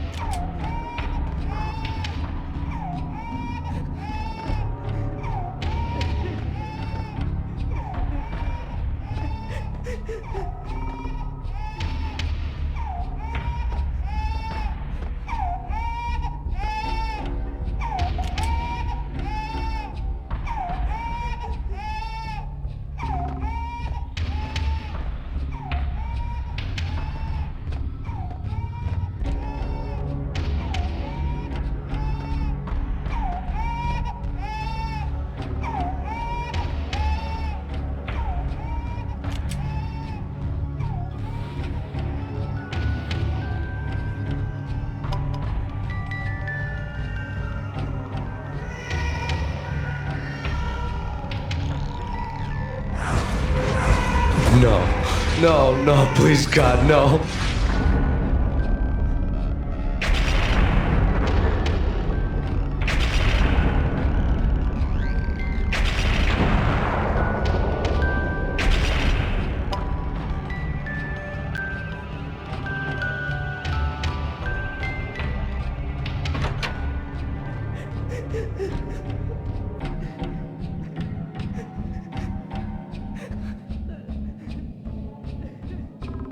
Slice them, dice them, shoot them full of holes, blow them to bits, vaporize them, disintegrate them. No matter what you do, they'll still be back, good as new. Michelle's diary lay on the table. Michelle was working part-time in the district attorney's office. Her diary was open on today's entry, her handwriting all pretty curves. An army dossier found its way to my desk yesterday. Valhalla? Isn't that a Norse myth? Something about Vikings? I tried to tell Max about it, but he was busy, that cute frown on his brow. Guess it's nothing, just a mix-up at the courier service. From now on, I would always find time for her. It was a hollow promise. Too little, too late.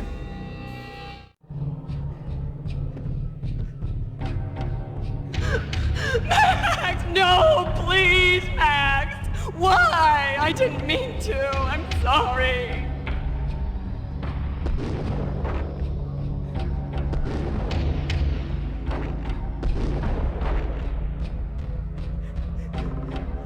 Murderer! You killed her!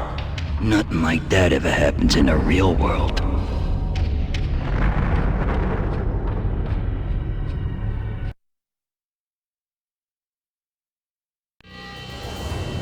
I woke up in a bad dream. My head felt 2 sizes too small for my brain. Max Payne. I envy your name. And the killer was smiling. Pleased to meet you. I'm Frankie the Bat Niagara. Niagara, as in you cry a lot? He had a baseball bat and I was tied to a chair. Pissing him off was the smart thing to do.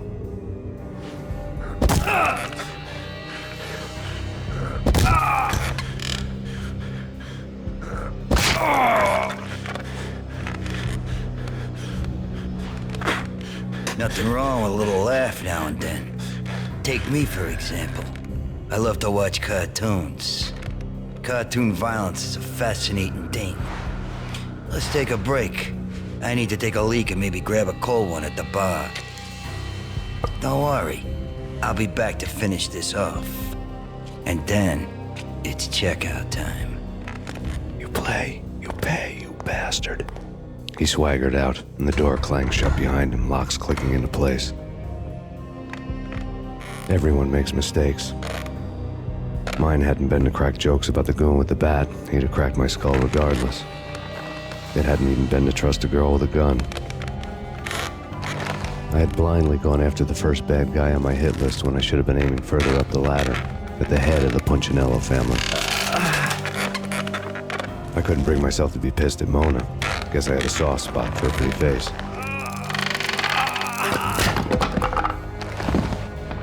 But when somebody decides to play baseball with your head, you tend to get sore. They had dragged me back to the basement of Lupino's hotel. I was beaten, bruised, and blue. I felt like the chair I had broken to get free.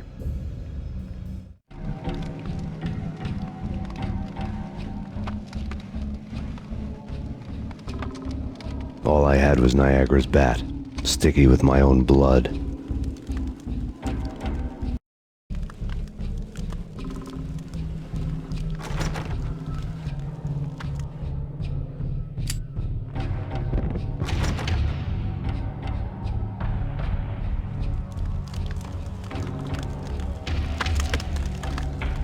Without a gun, I'd be no match for Frankie's men. I'd have to play hide and seek with them.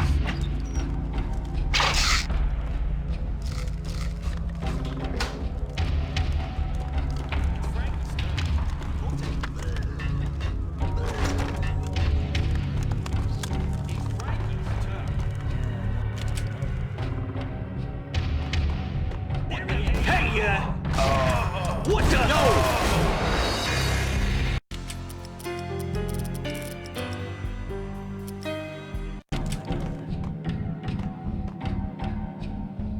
What the? Ah! Damn!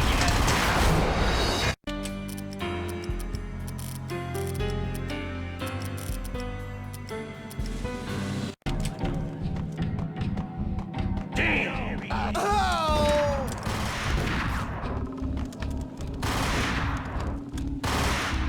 Hey, hey,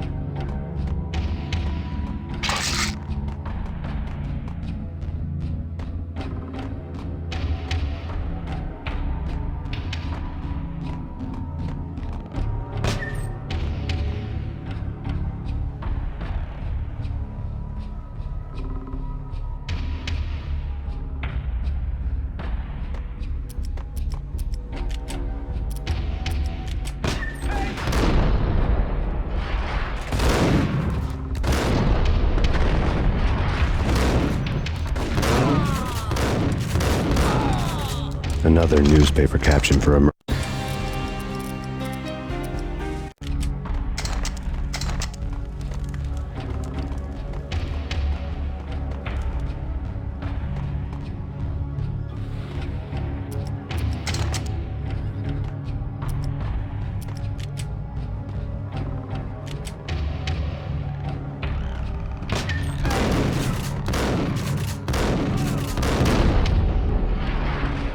Another newspaper caption for a murder scene.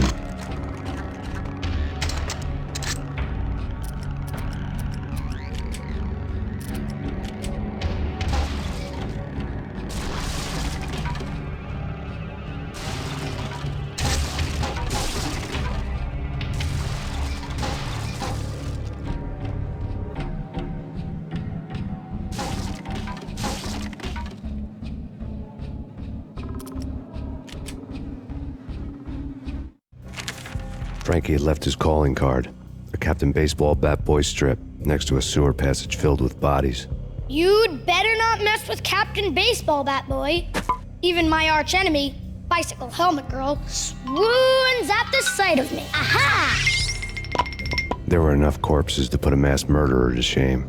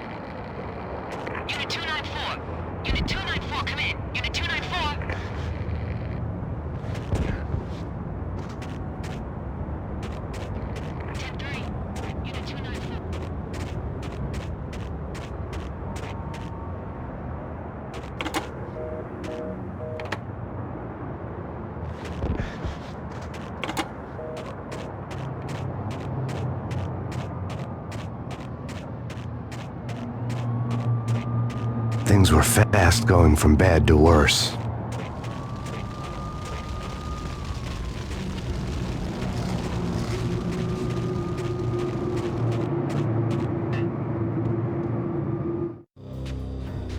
The men in blue had come and gone.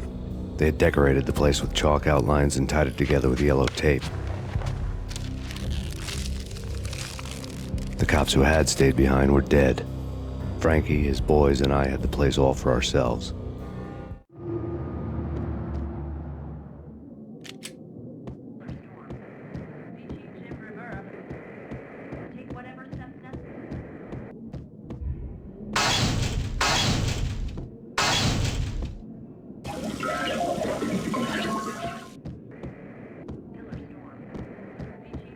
Just forget about it. Just forget about it. Hey, just forget about it. That crazy witch, you should have heard her. She was a real scream when the boys caught her trying to cap the Don. Oh, that's friggin' bad. To the trio? That's even worse than what Frankie's doing to that poor bastard downstairs. She's gonna take a long time to die. The mobster muscle on the phone was talking about Mona. Punchinello's trio were nothing but bad news.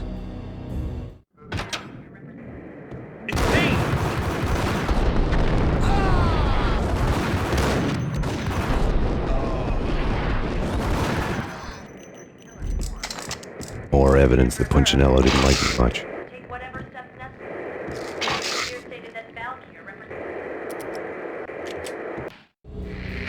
The fact remains that all the victims so far identified in the Ragnarok shooting have been known criminals, many of whom had large doses of V in their blood.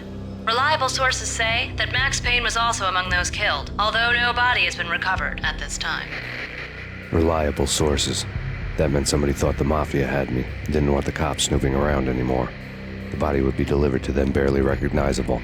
Case closed. Don Punchinello had the power to be that reliable source, which was no news. But his news was old news. Framing me hadn't been enough. Don Punchinello had put a hit on me.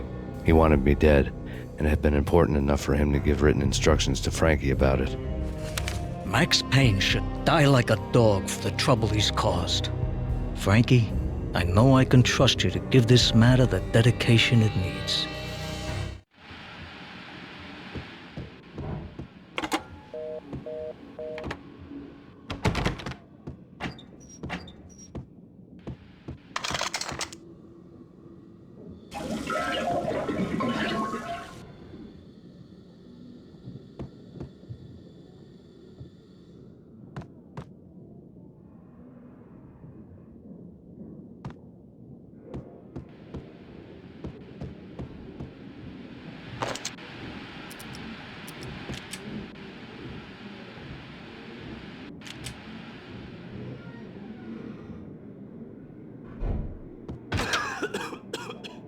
What the? Oh!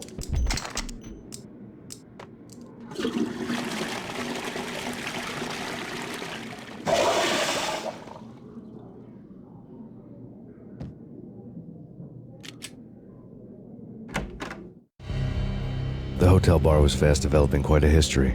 True to his words, Frankie was there, having a beer. Jesus Christ. How the hell did you get loose? Got bored waiting. Thought, what the hell, we could just as well finish this here.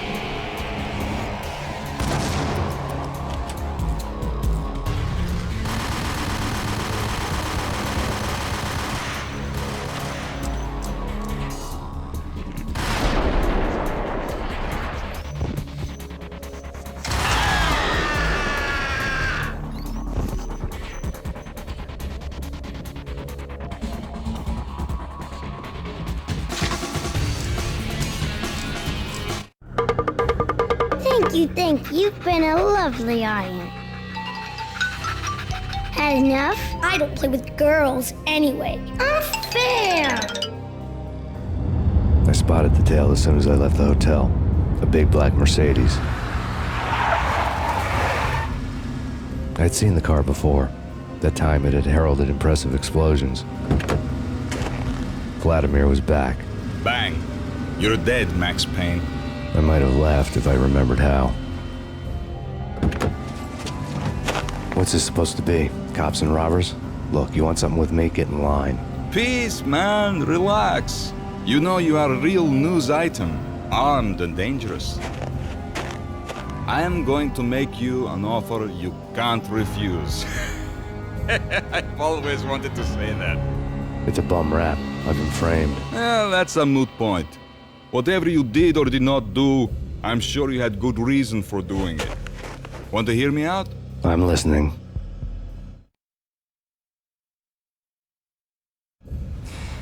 Punchinello messing with V is bad for business all around. But that's not all. There is this guy, Boris Time, used to pull jobs for me. He's the captain of the cargo ship Charon. Now the bastard turncoat has gone over to the other side, Punchinello's. The ship's loaded with high-res hardware, guns, my business. If Punchinello gets hold of that cargo, he's won and I have lost. And you'll have your work cut out for you. If you want to get to Punchinello, you'll need heavy-duty persuaders. I am just the man to get them for you. Change the ship back under my flag, maybe pop 2 in the traitor Dime's head while you're at it. You'll get enough guns to start the apocalypse. You in or out? Let's get this show on the road. Vladimir was one of those old-time bad guys with honor and morals, which made him almost one of the good guys. None of us was a saint. The Brooklyn riverfront was a maze of rusty containers, sharp-boned cranes looming up from the snowstorm. On a night like this, you couldn't help but think of the dark army of dead men sleeping with the fishes, cement shoes in line. No Minotaur lurked in this labyrinth, but somewhere out there, on the clanking deck of his cargo freighter, the skipper of the Chiron was waiting, like the ferryman of the river Styx.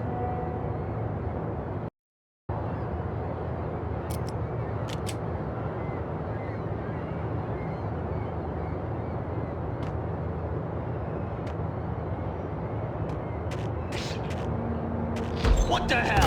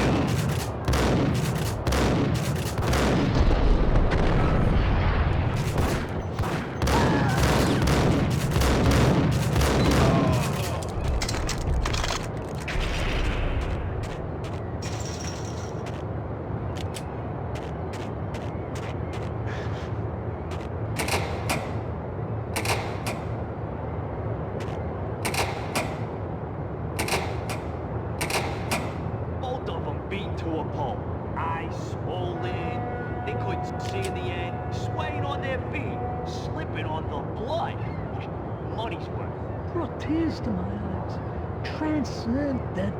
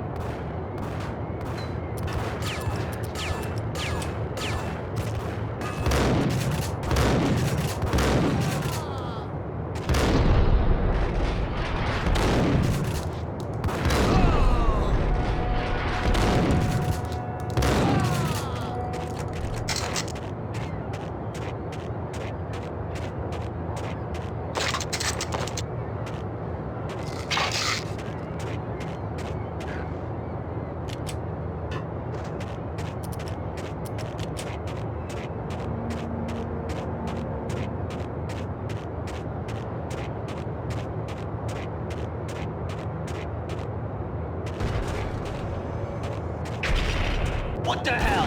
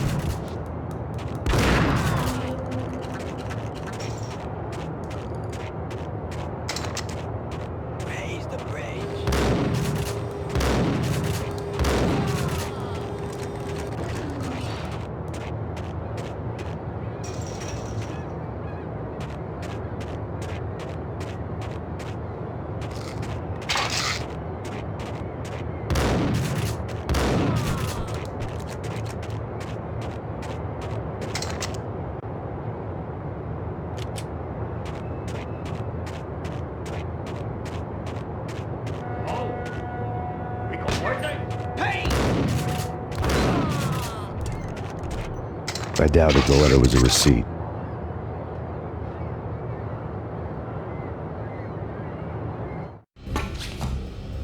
Rico Muerte had come to town to do more than just sort out family troubles. Exhibits number 1, 2, and 3. A briefcase of money, a sniper rifle, and an envelope with one word neatly printed on a folded piece of expensive paper. Mayor. It didn't sound like a mafia contract at all. It was too cold and too to the point.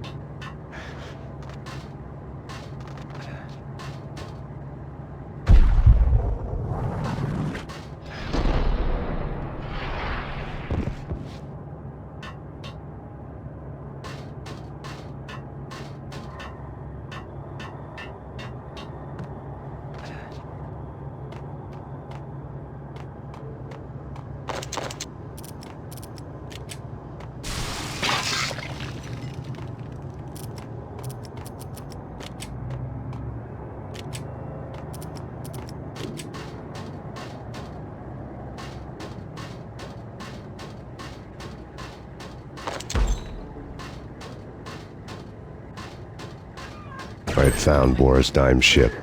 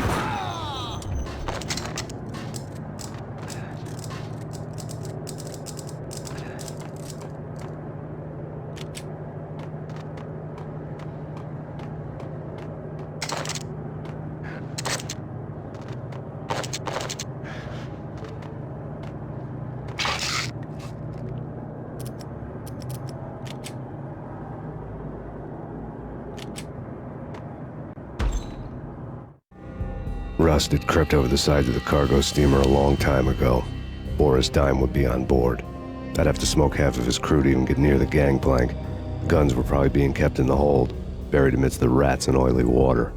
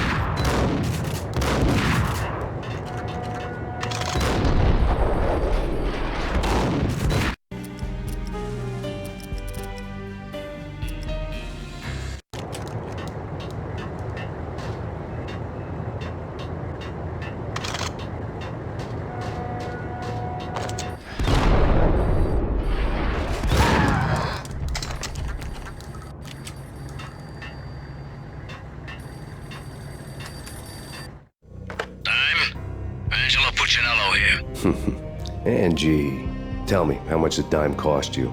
I bet it was more than his name. Max Payne. Right the first time. You're dead, punk. You sure you're not confusing me with Boris here? But you are right, of course. Pretty soon we should get together and have a talk. You son of a... Pissing Punchinello off was a dangerous game, but when people get mad, they make mistakes. I should know. That's where I wanted Punchinello, mad enough to trip over his own feet, preferably into a grave.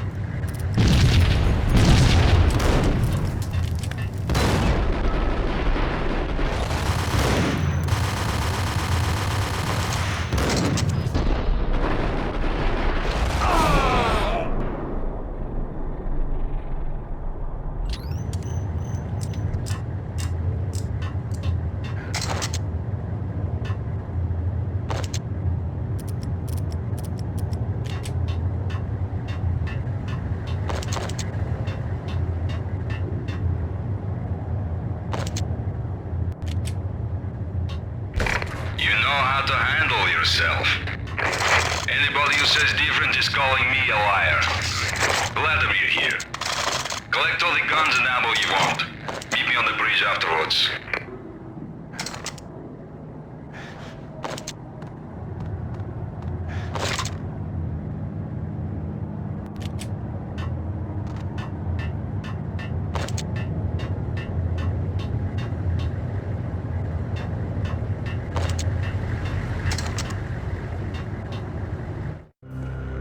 Did you get everything you need? Check. I owe you. Anything you need. This is my solo. When I'm through, Punchinello won't be anybody's problem anymore. Clear as vodka. But anytime you get between a rock and a hard place, just whistle. This could be the beginning of a beautiful friendship. You really get a bang out of this big-time gangster act, don't you?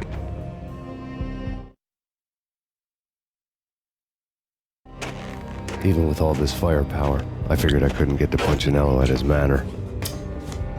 I could only hope that he wouldn't pass a chance to hear me beg, to see he's won. This is Max Payne. I want to cut a deal. Payne, you're a dead man. That's what everybody keeps telling me. I got your ship and her cargo. I want to meet. No pain, no gain. Capiche? You know my restaurant? Yeah, I know it. 1 hour. Punchinello's restaurant had seen better days.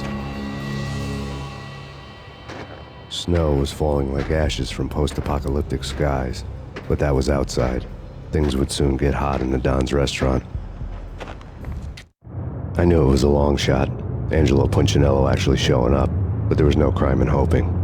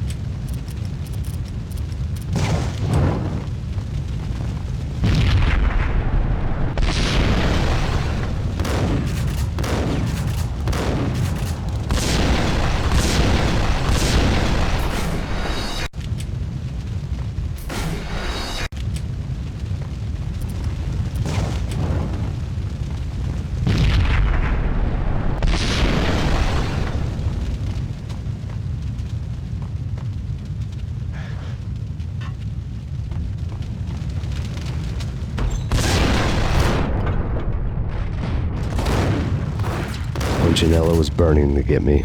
The feeling was mutual. He was trying to put out my flames with gasoline.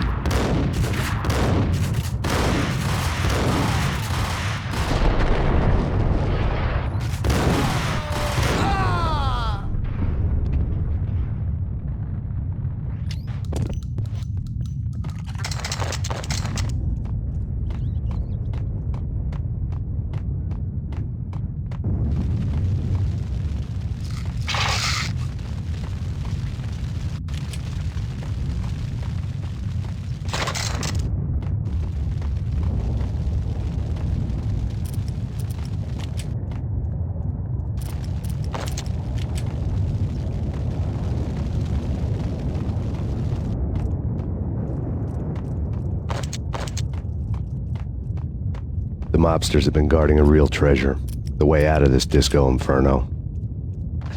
There he is!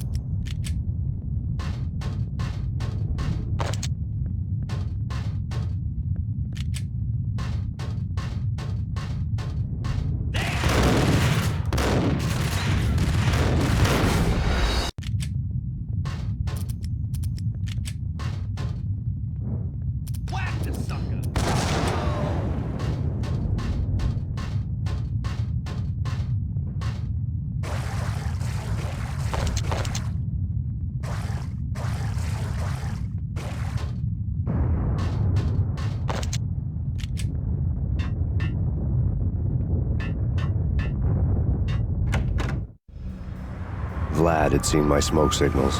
The Mercedes was revving to go, almost drowning out the Banshee well of the sirens. You coming? We'll drop you off at the Punchinello Manor. Sounds good to me. When this is over, look me up. I could use a professional like you. I'll keep that in mind.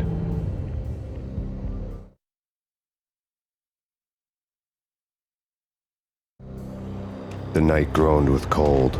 The garden lights flickered nervously. In their light, the falling snow was dead white before the darkness ate it up. I had heard the stories. The trio were mad dogs. They'd have hung the heads of their enemies over the manor gates if the capo had only let them.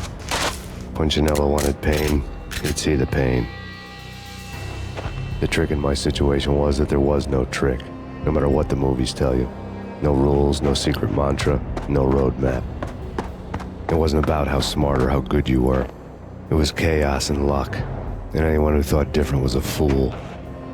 All you could do was to hang on madly, as long and as hard as you could. Someone had graciously left the back door open for me and killed the guards. My money was on Mona. I knew the trio would be standing between me and Punchinello. I had read their rap sheets, thick as phone books. No one would be walking out of here alive. The numbing cold of the broken night had followed me in. Upstairs, the trio tangoed down the manor halls to the silent rhythm of their murderous hearts. The blood of their victims rust on their lips. Vince Mignano, Pilot Providence, a.k.a. Big Brother, and Joe Deadpan Salem. The pistol was a frozen lump in my hand, piercing the skin, gnawing me to the bone.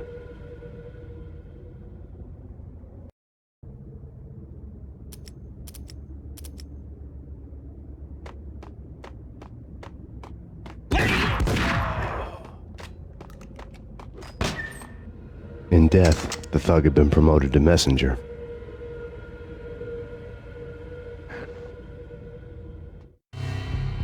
Someone hadn't enjoyed the Don's hospitality. Someone with a flair for the dramatic. Someone who had let herself out of a locked cell and past a couple of armed guards. My thoughts were on Mona again. I could only hope she was a good enough gambler to walk away while she was still winning, before she'd run into the trio.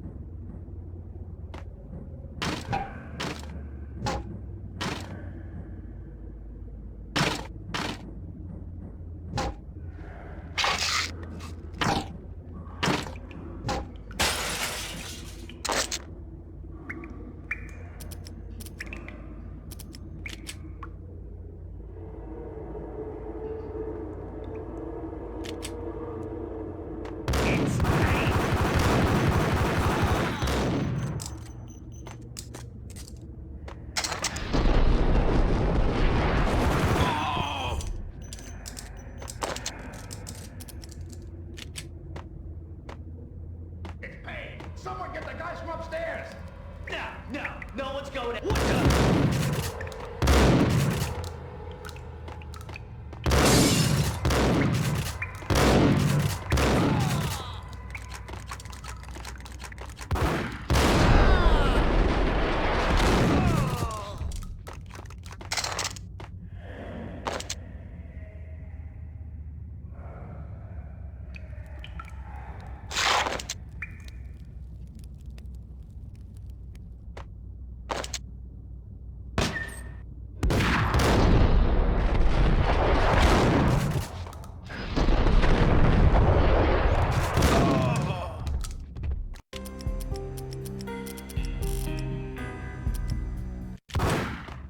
There he is!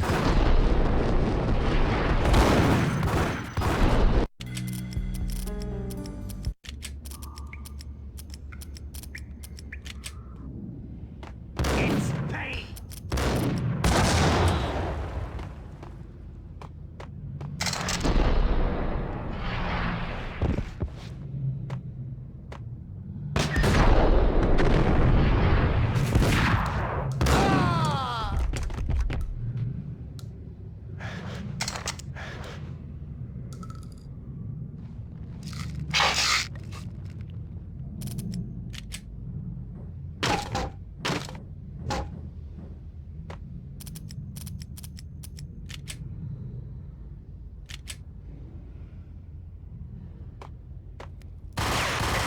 Someone get the guys from upstairs!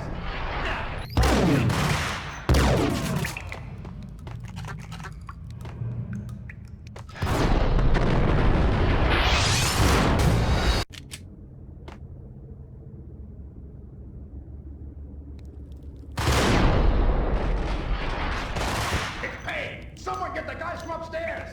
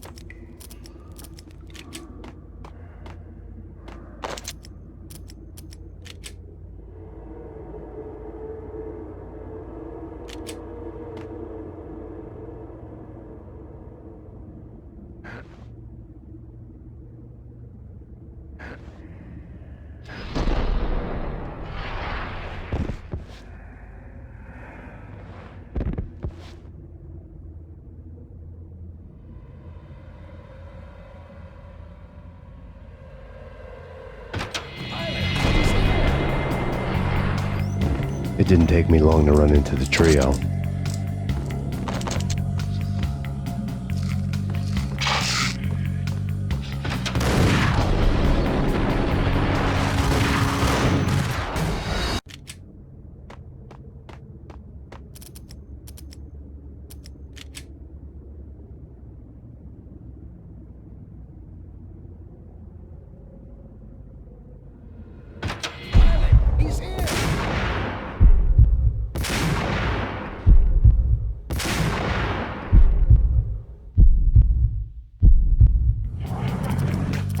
didn't take me long to run into the trio.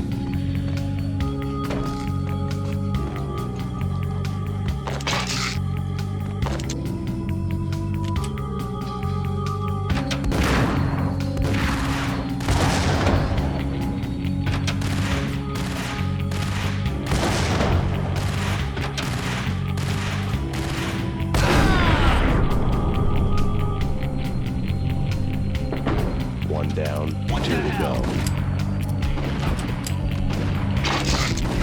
My fortune had been told.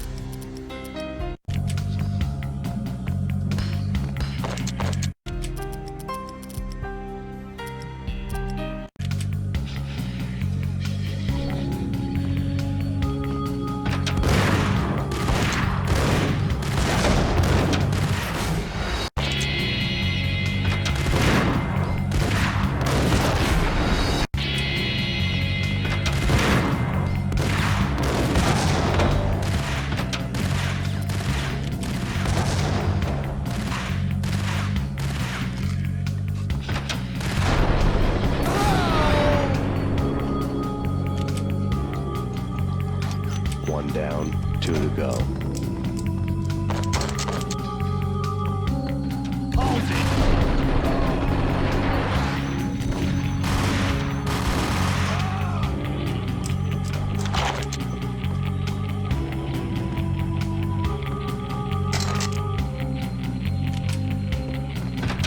My fortune had been told.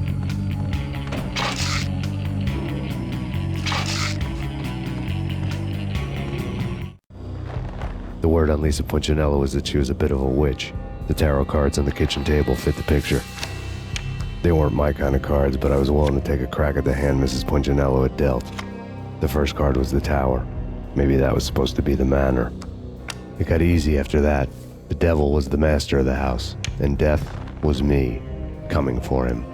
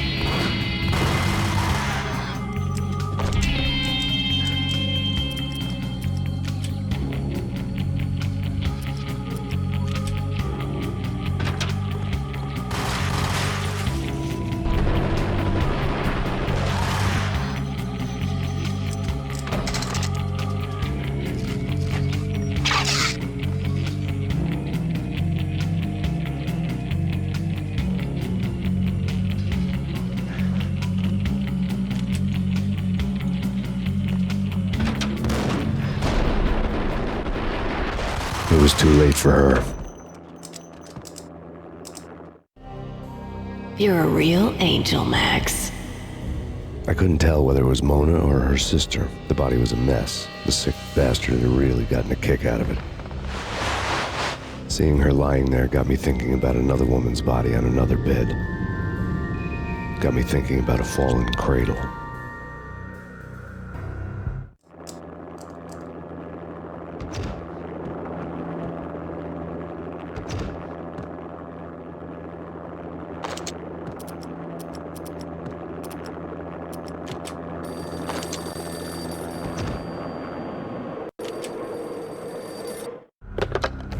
Max Payne. Talk to me. Alfred Woden. You've got company. An armed helicopter just landed on the manor grounds. You must hurry. The more the merrier.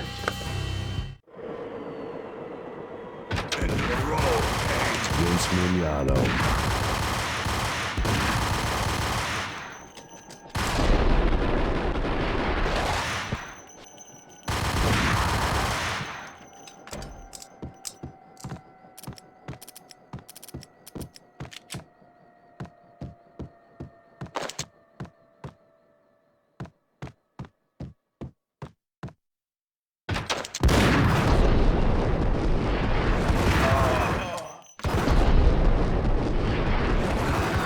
Punchinello's trio was done for.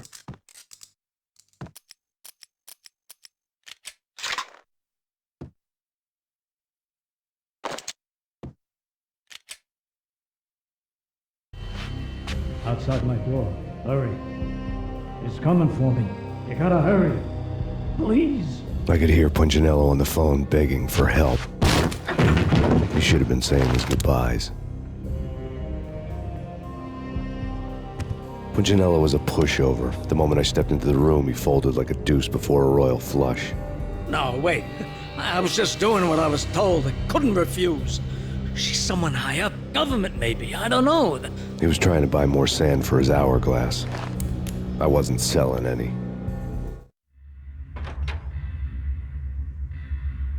No, I told him nothing.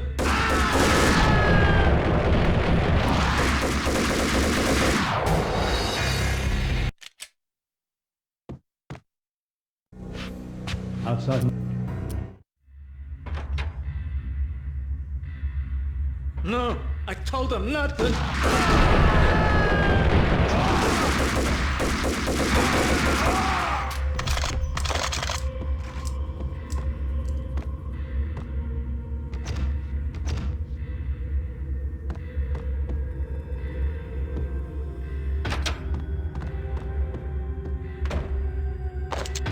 Drop it.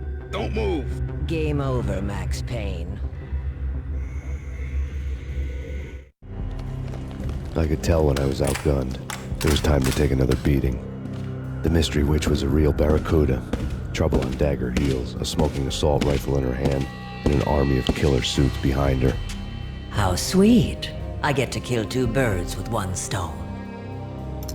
Sooner or later, it was going to catch up with you.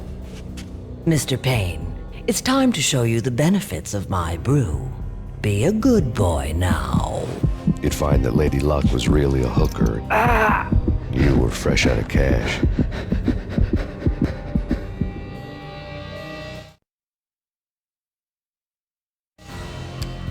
Gentlemen, we're done here. Take me to Cold Steel. She had just given me an OD of Valkyr. I could feel green fire eating my brains. They turned to steam. They did a fade on me. I'd never had a chance. The witch had got me just as sure as if she put a gun to my head and pulled the trigger. The shadows rushed me, bruised mugshot faces hungry for revenge. They knew my weak spots and closed in for the kill. The floor turned into a vortex of green blood. I fell. The flesh of fallen angels.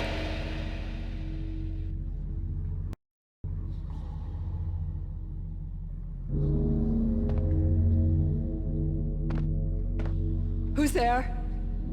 Max? Max, is that you? Max? Where are you, Max? Please.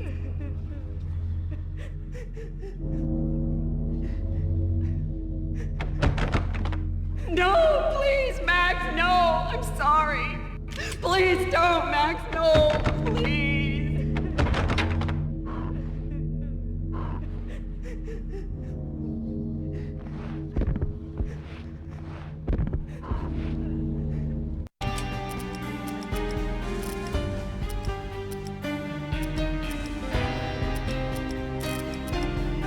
Please don't, Max. No, please.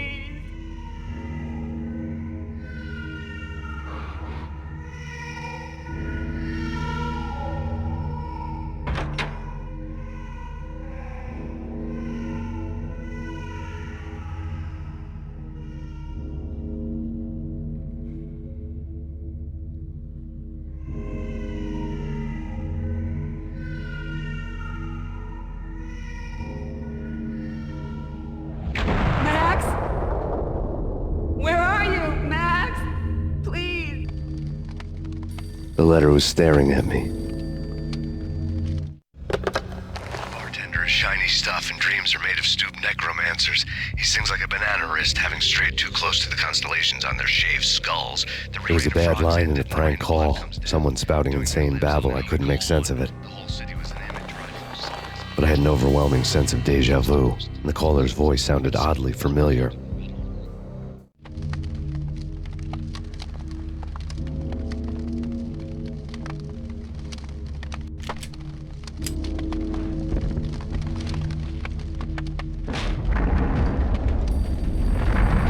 The weird piece of paper looked dangerous. Don't lose it. It's Valk here. The drug. Snap out of it. Try to remember. It was a bad line in a prank call. Someone spouting insane babble. I couldn't make sense of it. But I had an overwhelming sense of deja vu, and the caller's voice sounded oddly familiar.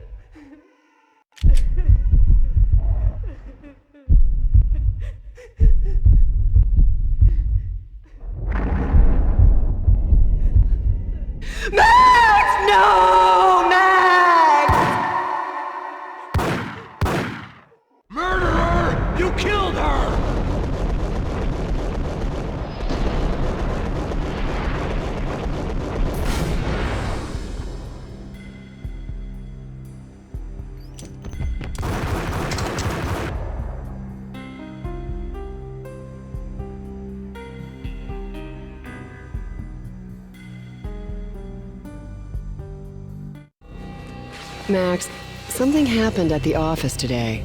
A strange memo. Something about Vikings.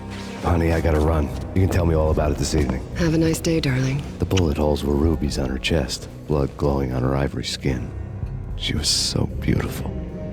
The killer was smiling. The flesh of fallen angels.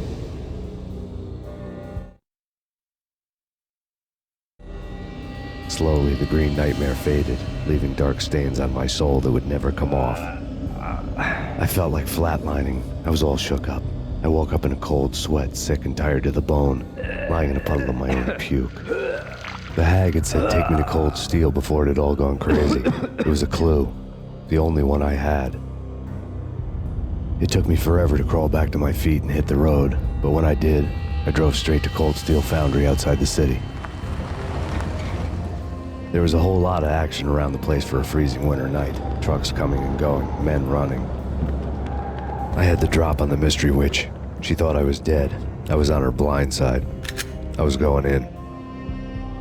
The bad trip had put me in a crazy mood, adrenaline pumping through my aching veins.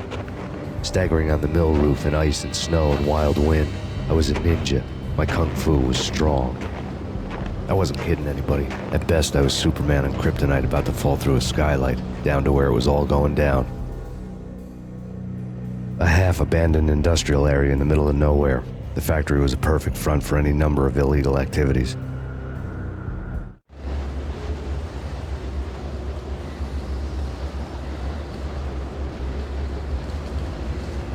In the belly of the plant, molten metal boiled and bubbled like a witch's brew.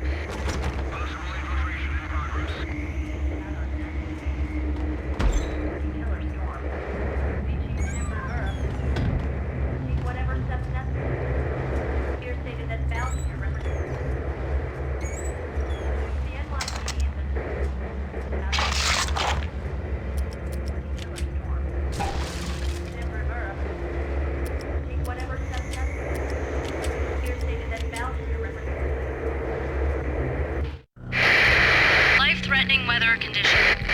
A record-breaking killer storm. In the city's history, vehicles stuck in snow. Heavy snowfall. Forecast shows severe weather is expected to continue.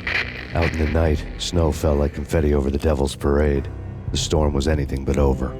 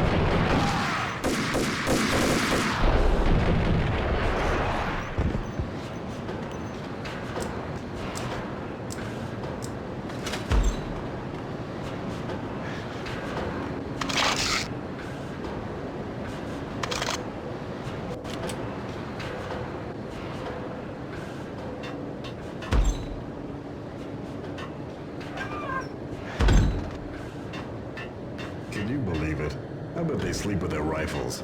I bet they've given them names. I guess. So, you don't have a name for your gun? Hello? Hell no. You do? Well, yeah, kind of. Hey, let's hear it. Well, I call it Dick Justice. I rest my case.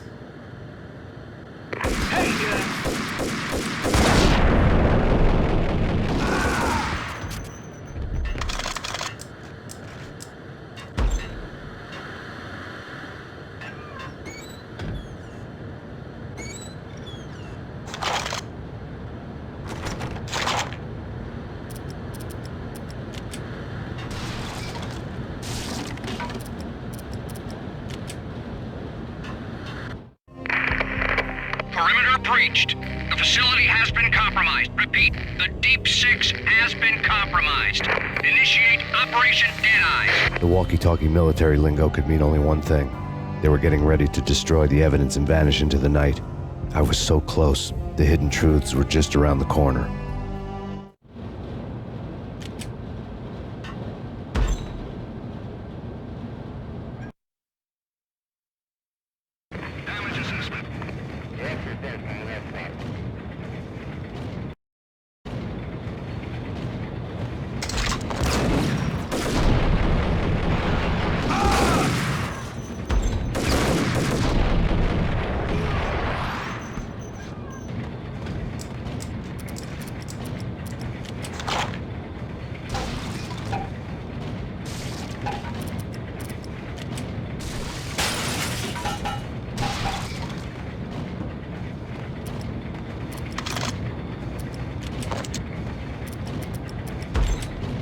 The folder on the table told a grim tale.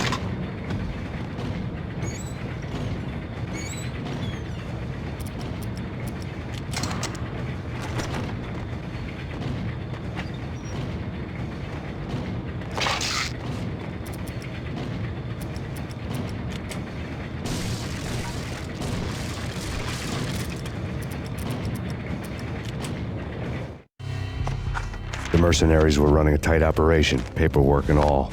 Merchandise missing again. A chemist had tried to smuggle it out for his own private party. Locked him up in cell B7 in D6's old test facility to wait for proper processing. I was close enough to hear the secrets, just beyond the next doorway.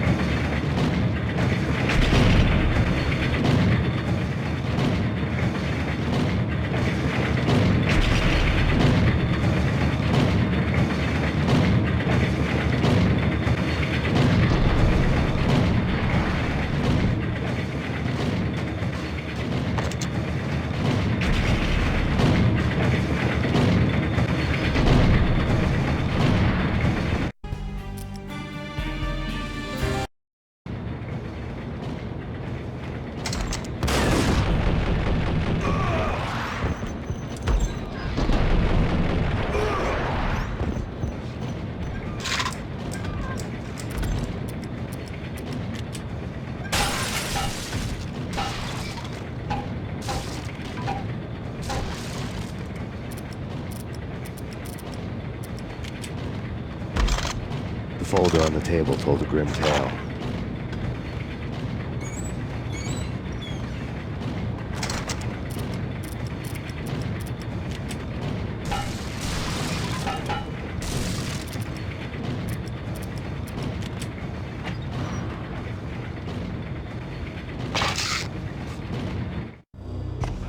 The mercenaries were running a tight operation, paperwork and all. Merchandise missing again. A chemist had tried to smuggle it out for his own private party. Locked him up in cell B7 in D6's old test facility to wait for proper processing. I was close enough to hear the secrets, just beyond the next doorway.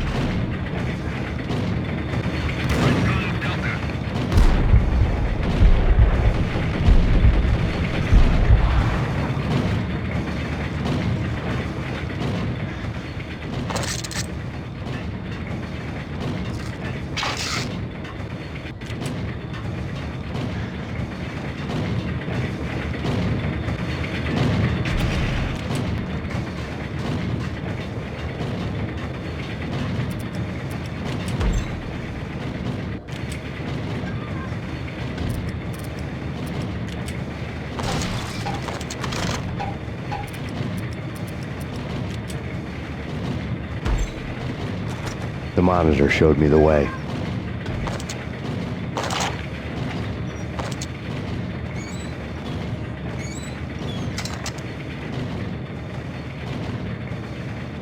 Processing diagrams fill the control room screens, all but one. An elevator titled D6 on one of the screens, somewhere onwards, past rows of ovens, in the core of the plant.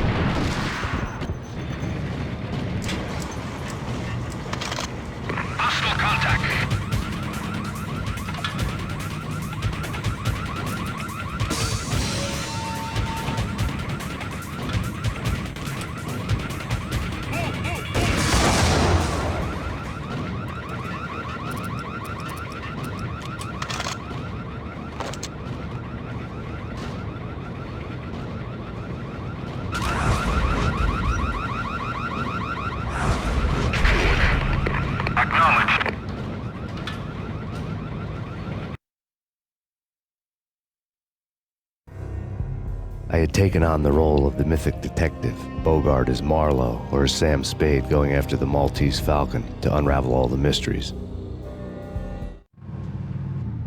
Following a path of clues to that final revelation, even if it would take me down to the cold, cavernous depths of a grave. You can't do this! My men are still inside! Do you have any idea why this is called Operation Dead Eyes?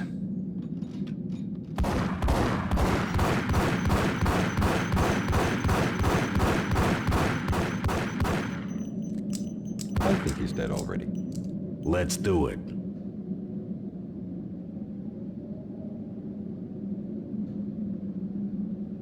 Attention all personnel. The self-destruction sequence has been initiated. Evacuate the complex immediately. Repeat, the self-destruction sequence has been initiated. Proceed to the nearest exit immediately.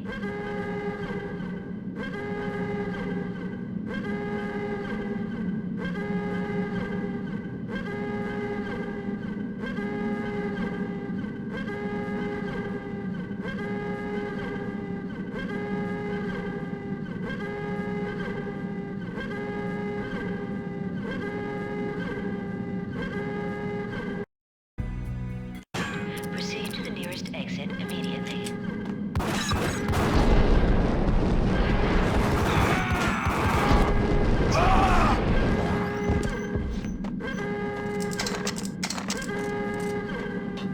I had seen the logo on the floor before.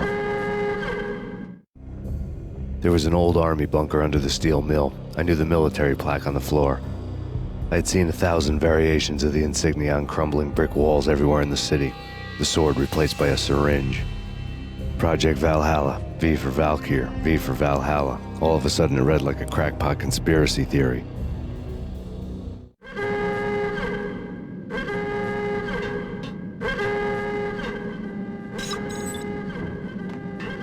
Abort! Abort! The self-destruction sequence has been initiated! Get the hell out of here! The place is gonna blow! Oh!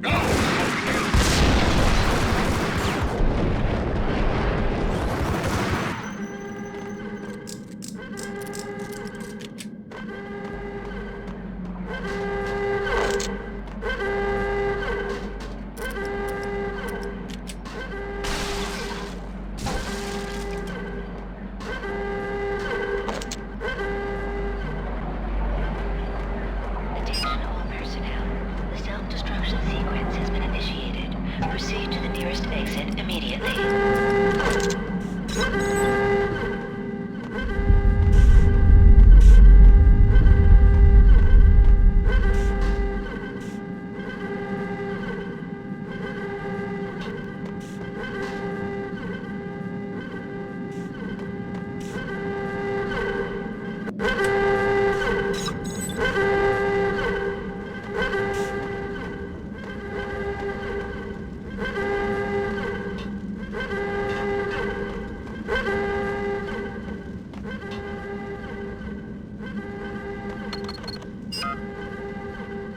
Like everything else in the Valkyr case, the door code was a mystery to me.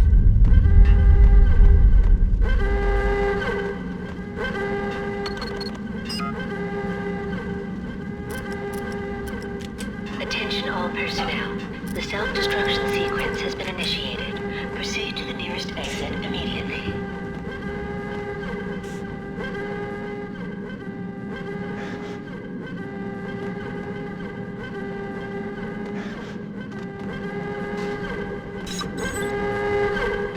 The chemist had been using the workstation when he died. The half-life of the lab rat had ended online, his password blinking on the screen. 665, neighbor of the beast. Decontamination completed.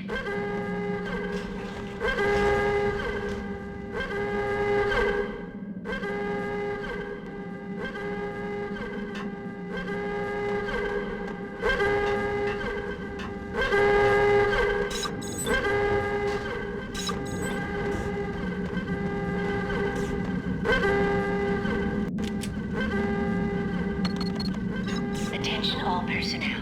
The self-destruction sequence has been initiated. Proceed to the nearest exit immediately.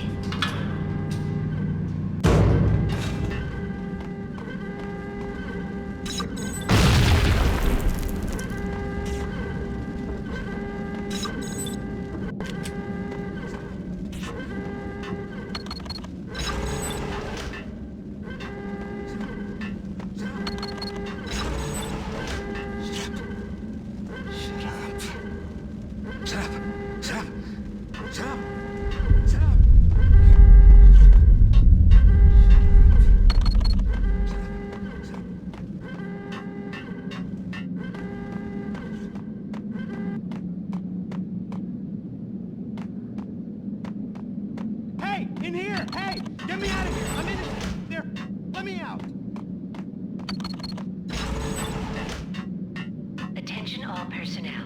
The self-destruction sequence has been initiated. Hey, in here! Hey! Proceed to the Get me nearest out of here! exit immediately. Thanks. I thought I was gonna die in there for sure. I need you to get me through the decontamination chamber airlock. You're crazy! No way! The place is blowing up, for Christ's sakes! Either that or back to the cell. Your choice. Okay, I'll do it. I'll do it.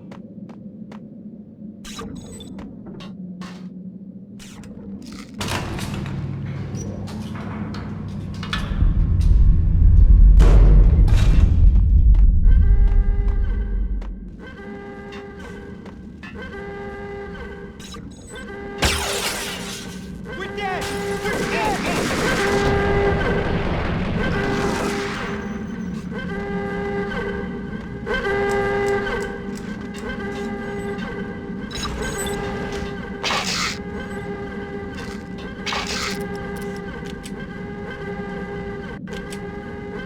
Attention all personnel. The self-destruction sequence has been initiated. Proceed to the nearest exit immediately. Get in! I'll punch you through! After this, you can go. You're a free man. Decontamination in progress. Bad. Decontamination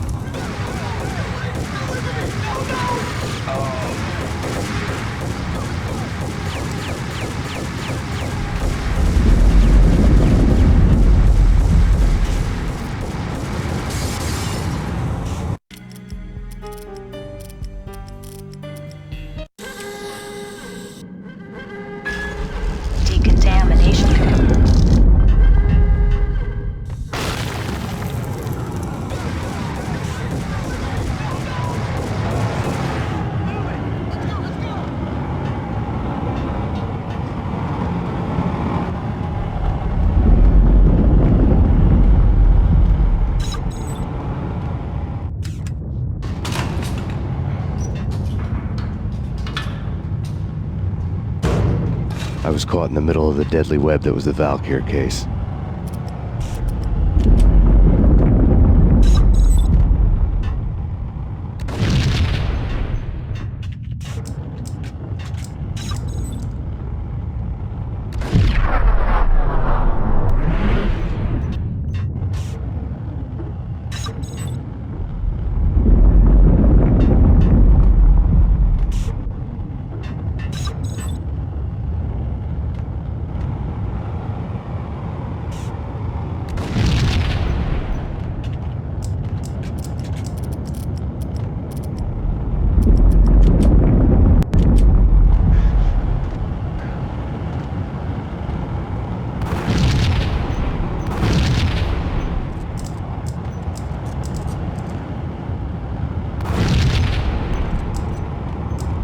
One of the lab terminals had the project logo on the screen.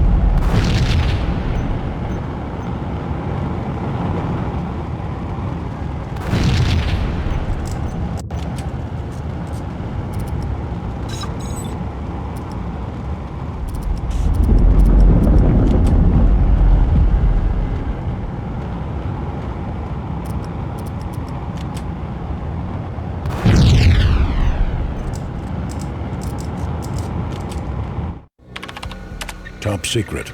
Project Valhalla. U.S. Army. Yggdrasil Network. Valhalla, the otherworldly place in Norse mythology where the bravest heroes spent their afterlife feasting and fighting forever, their wounds miraculously healed night after night. Valkyr, the maidens who chose the most courageous Viking warriors and carried them to Valhalla. 1991. The research objective is to create a chemical substance to enhance the stamina and morale of infantry troops. 1995. Results unsatisfactory.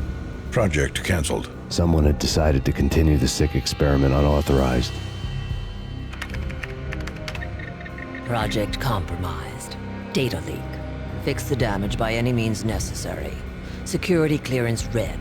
Authorized by the project lead. Field test. Double the dosage for all the remaining test subjects.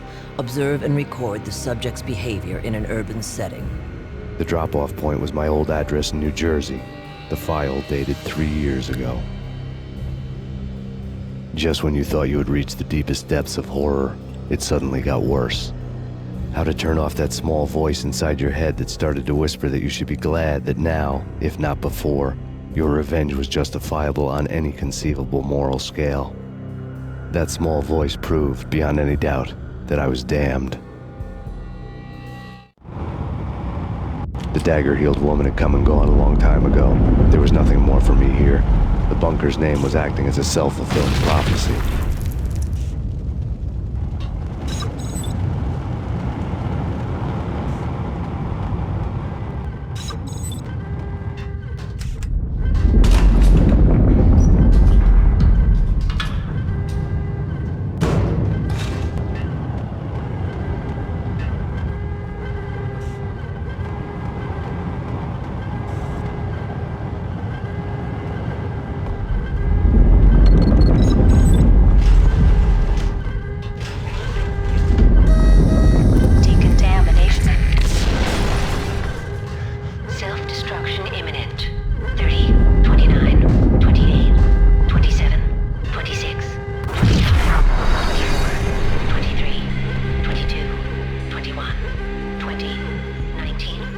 Dagger-heeled woman had come and gone a long time ago.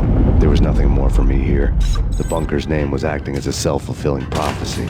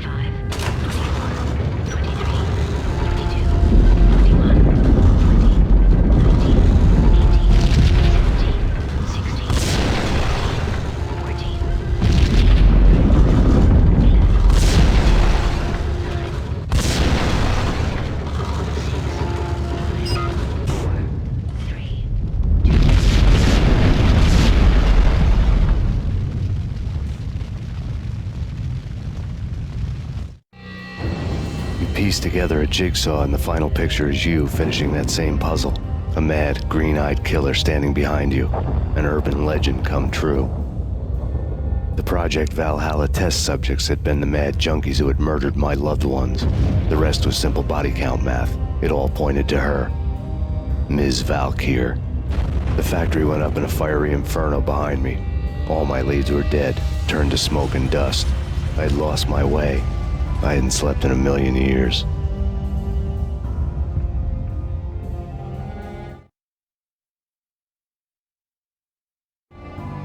I felt thin as death. I've been living on an endless supply of week-old donuts. They were fuel for this crazy furnace inside my head. I couldn't remember when I had last seen the sun. I was on a permanent graveyard shift.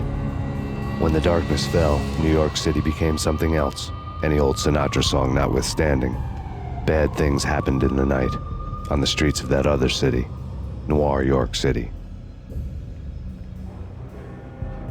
I was in an all-night diner, downing cup after cup of coffee that tasted like engine oil, when a new message from BB got me back on the killer track. What the hell happened at Roscoe Street? Maxie, I'm going out on a limb here. We need to talk this through, come up with a plan. 2:30 a.m., the Choir Communications Garage. The more I thought about Alex's murder and the frame-up, the more it felt like an inside job. I should have seen it coming. BB had sold me out, and now he wanted to finish what he'd started. The garage was dead. BB showed up in his tailor-made suit, gold watch, and cufflinks to match, all way beyond a cop's pay. Maxie.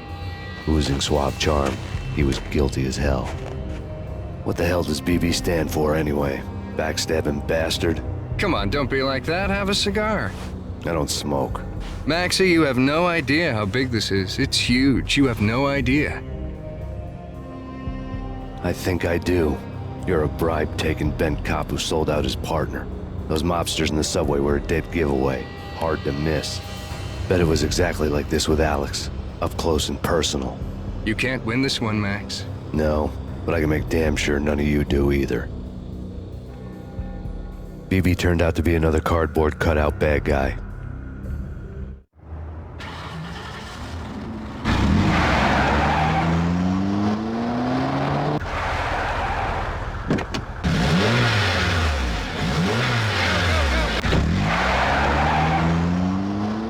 A bad cop on the take. A cowardly right-hand man fleeing from the scene, leaving his paid thugs to do his dirty work.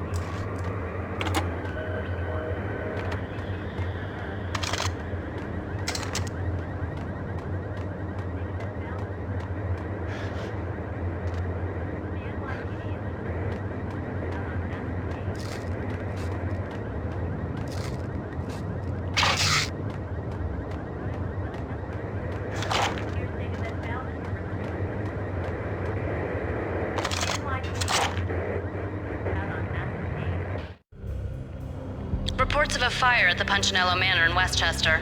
The manor is the home of Angelo Punchinello, the alleged head of the Punchinello crime family. The police are now saying, contrary to their earlier statements, that Max Payne is still alive and at large. He continues his vendetta against the Mafia, of which this last act of arson is attributed to. I had no recollection of setting any fires, but I did remember the flames.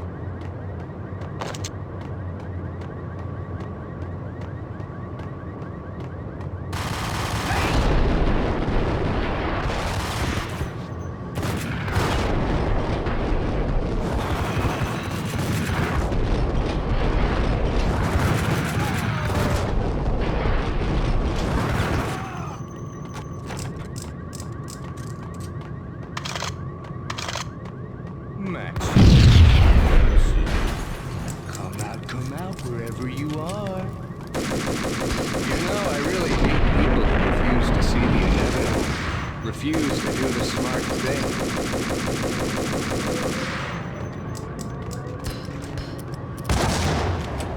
No, I must do the right thing.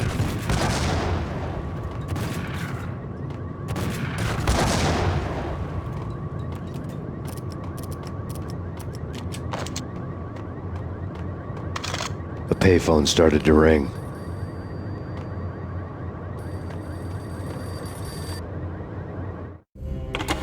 Yeah. Max Payne? Whatever does it for you. This is Alfred Woden. I can give you the name of your enemy. Come to the Asgard building presently. We are expecting you.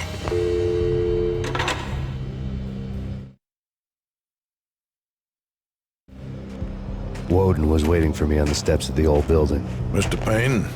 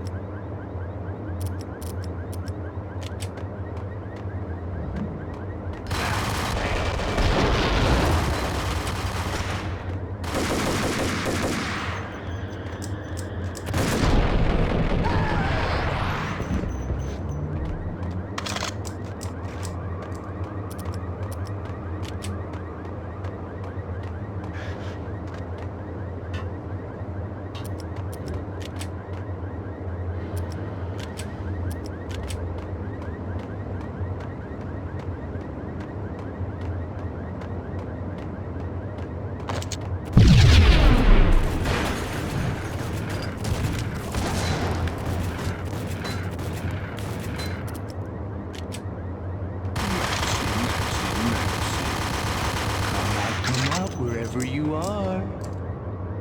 You know, I really hate people who refuse to see the inevitable, refuse to do the smart thing.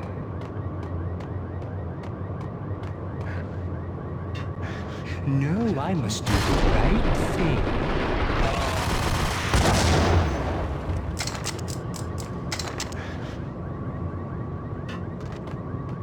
A payphone started to ring.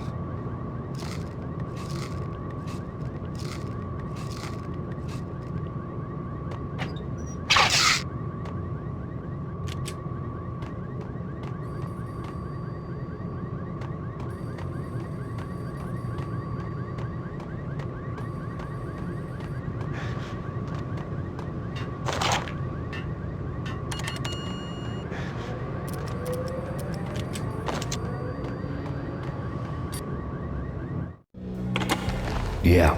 Max Payne? Whatever does it for you. This is Alfred Woden. I can give you the name of your enemy.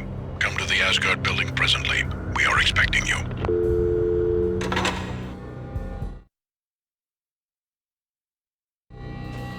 Woden was waiting for me on the steps of the old building. Mr. Payne, let's go inside. The others are anxious to begin. The others? Despite the general misconception, this building actually predates the City Hall by 2 years, thus being the oldest municipal building still in use here at the foot of the Brooklyn Bridge. No kidding. The old man played tour guide as he led me through a dark, domed hall. The answers I was after loomed large ahead.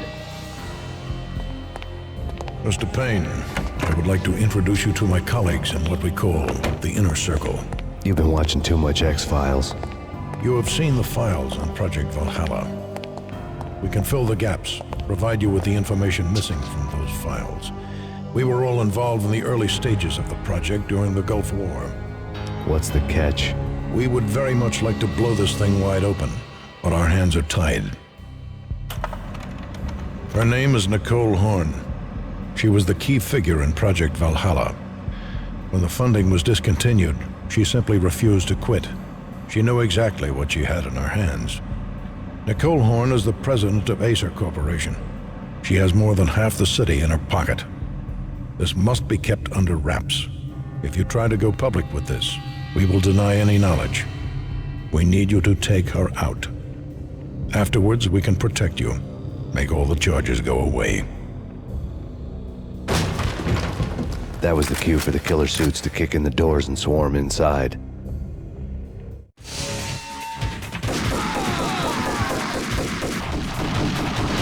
It was an impressive floor show, but I decided to leave early anyway. It was only a one-story fall. Lucky me.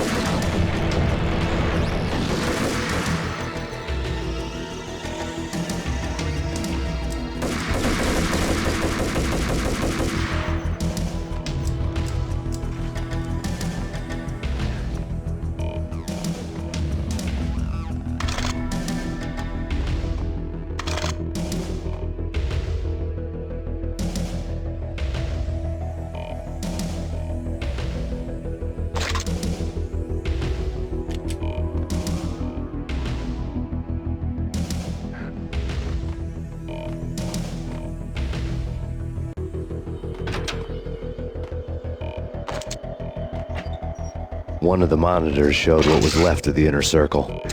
I'm going in.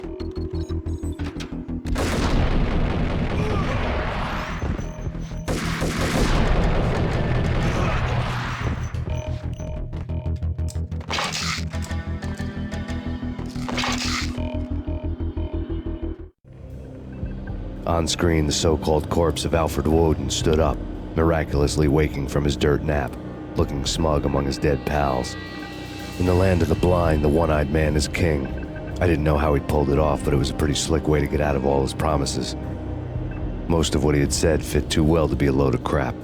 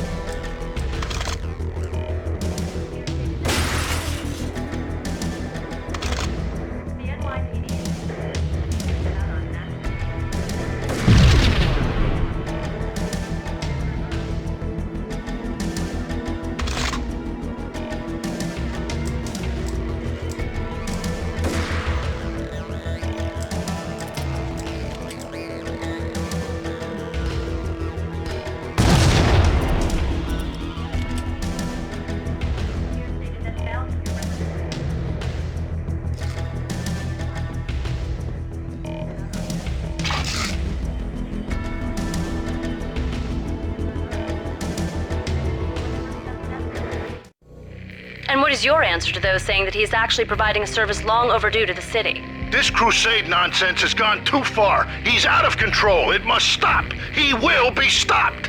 That was Deputy Chief Jim Rivera from the New York City Police Department.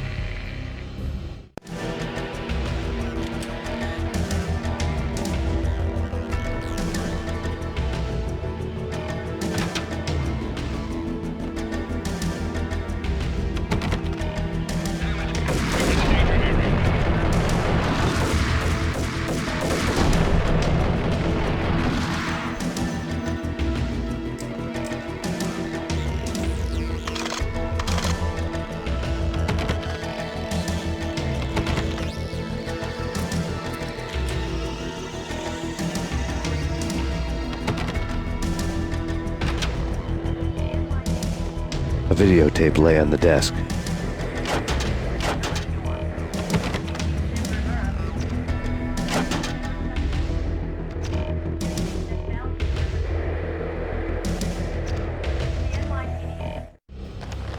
Nicole Horn had blackmailed the inner circle into silence. The tape came with a curt extortion note on a piece of expensive paper. I remembered Candy Dawn taping her clients in action on the side, selling the tapes to the highest bidder. I was sure that kinky sex was nowhere near Alfred Woden's worst sin, but I had a feeling that when this was over, any collateral would come in handy.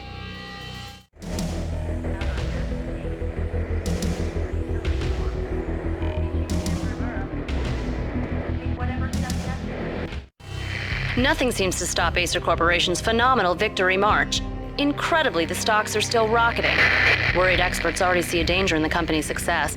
Some have gone as far as to say that Acer Corporation is about to become an even bigger monopoly than Microsoft ever was.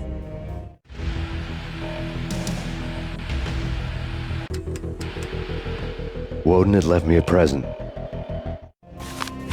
Woden had taken care of my mission preps with military precision. The critical areas in the Acer Corporation headquarters blueprints were circled in red. The president's office was at the top of the building, right below her penthouse suite. The elevators were controlled by a security computer, part of the mainframe located underground below the building. The high-rise was sealed as tight as a sci-fi fortress.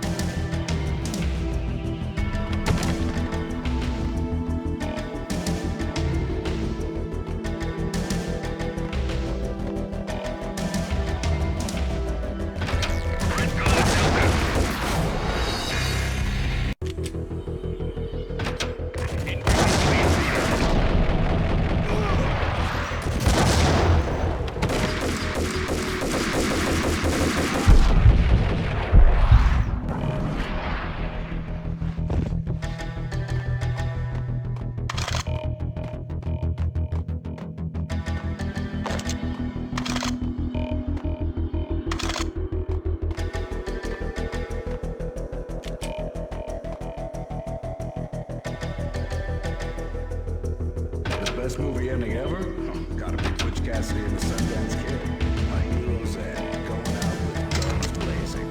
Never heard of it. Okay, newer stuff. This basic was on the police station. It gets the mid-sized blood-soaked cardboard box. Now I know. Freaking zombie demons from outer space. Drowning in blood was cool. It gets to that mid-sized blood-soaked cardboard box. Now I know.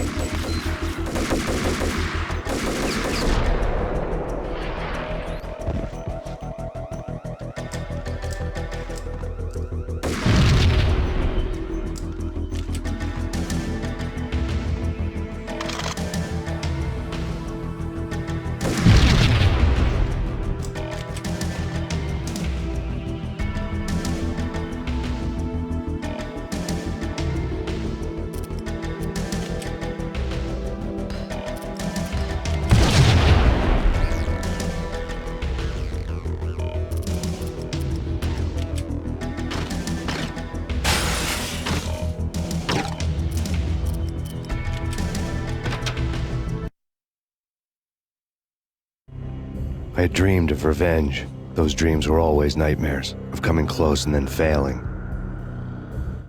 Now I was close. I had a name to guide me, Nicole Horn. I had nothing to lose.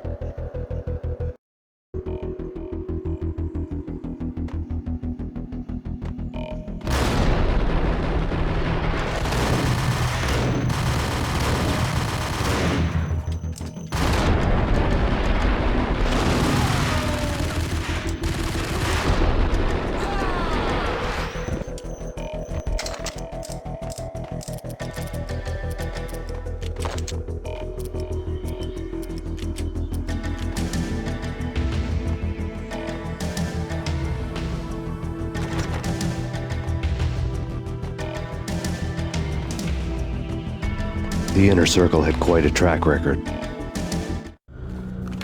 Project Valhalla had not been the only thing the Inner Circle had been involved in. There were rows of cabinets full of files. The Serpentine Secret Society went back a long way, always pulling strings from the shadows. I couldn't say I was sorry. Woden's move in some Byzantine power game had cut the Circle's membership roster to 1. The old man wanted me on cleanup duty. It was my mess too.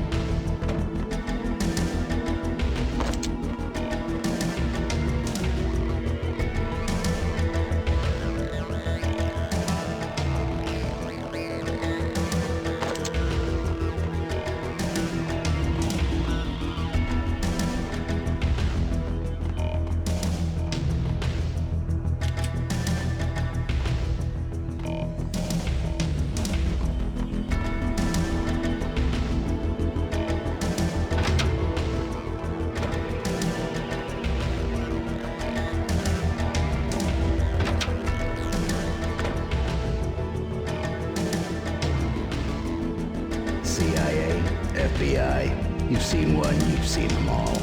Sure, good for a practice run. But this, send me back up.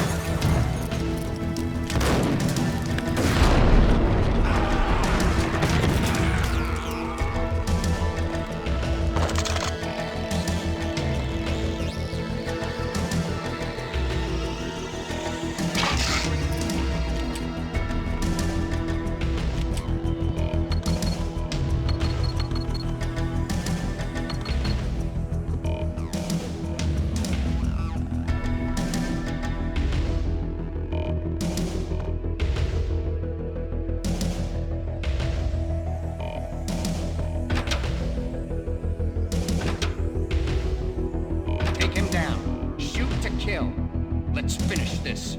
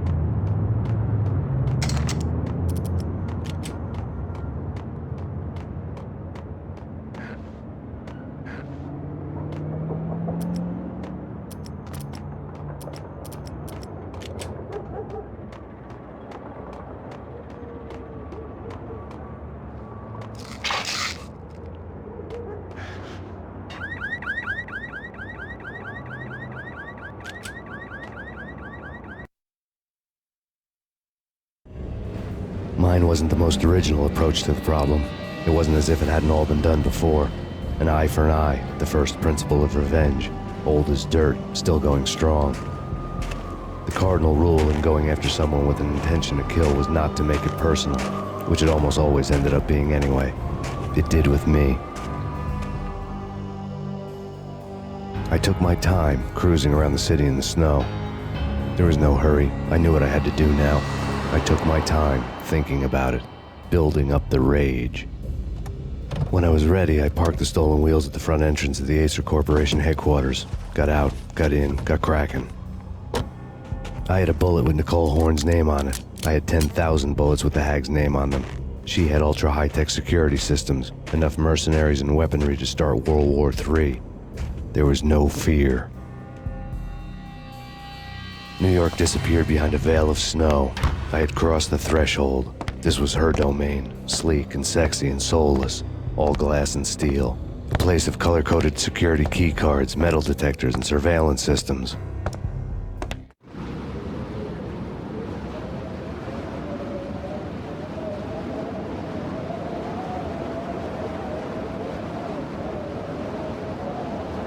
Colder than a walk-in fridge. Cold as a gun.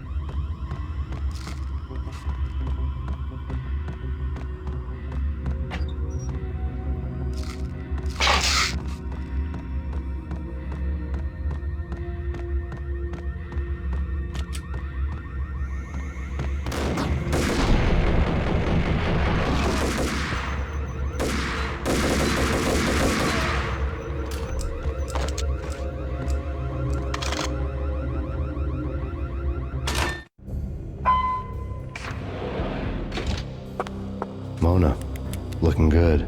Max, we gotta stop meeting like this. It will be a cold day in hell before I let a narc cop stop me. Miss Sachs, do your job. Relax, Max. You're a nice guy. I don't kill nice guys. You're not bad yourself. It was different when Horn wanted Punchinello dead. To cut her ties to the Mafia, he deserved to die. The same goes with her. She's the bad guy here. Her sister was whispering to her in my favor. I knew the appetites of ghosts intimately. They hungered for revenge.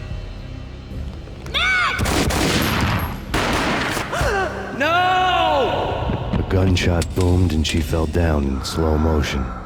She was a nice girl, not really a stone-cold killer. And now she was stone-cold dead.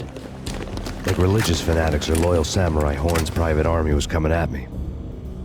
Send me back out to his assistance.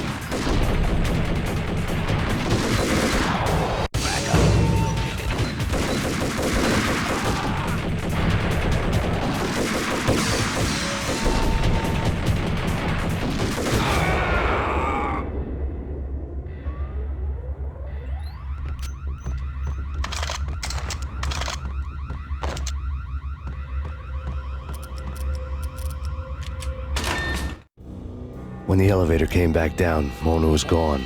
There was a lot of blood, but no body. Something clicked for the final time. My mind had never been so clear, as if somewhere high above the storm clouds were already gone, cold stars blazing from the black skies.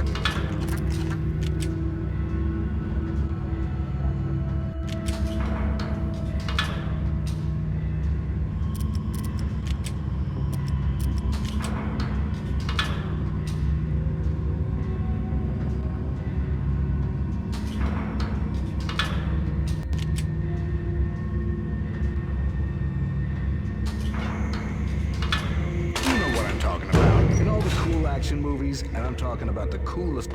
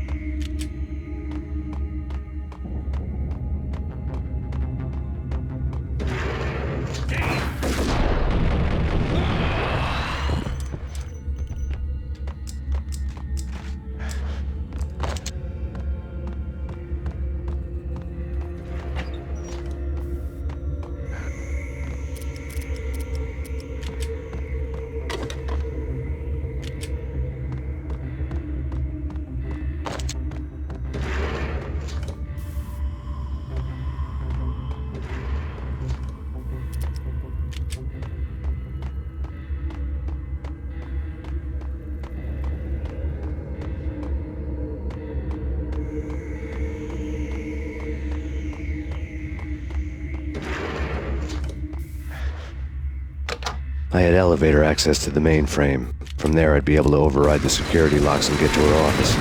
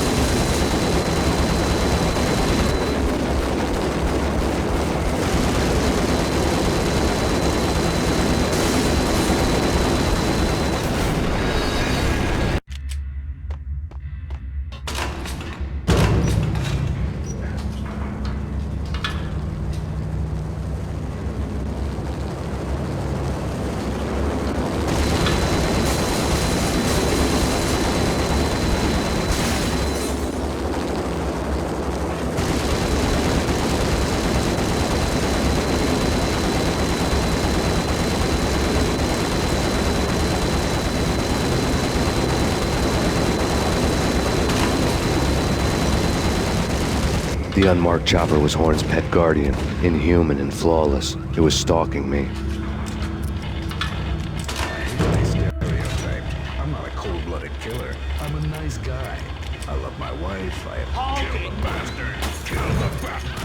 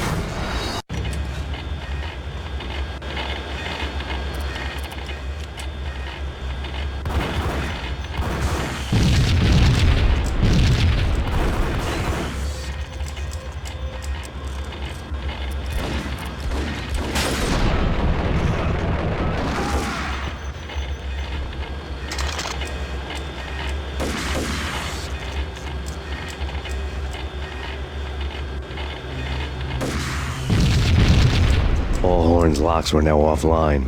All bets were off. The elevator would take me all the way up.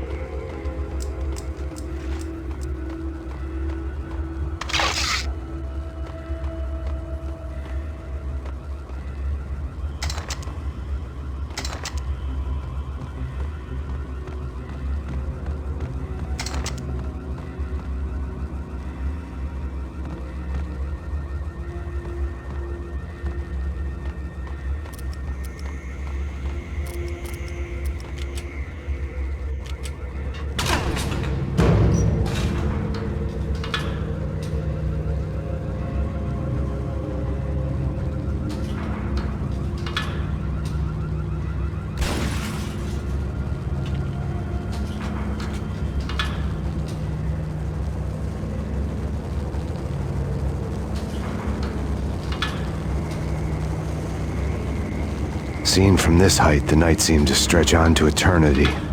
A hint of desperation had crept into the snowstorm, as if it was trying to get it all out before the end.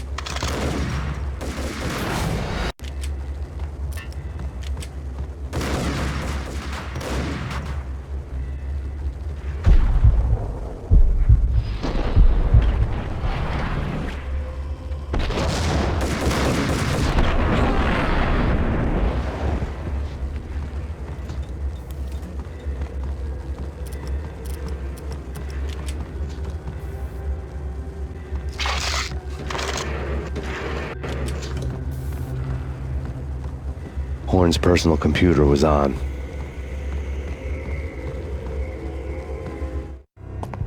Next to the printer was a neat stack of expensive paper.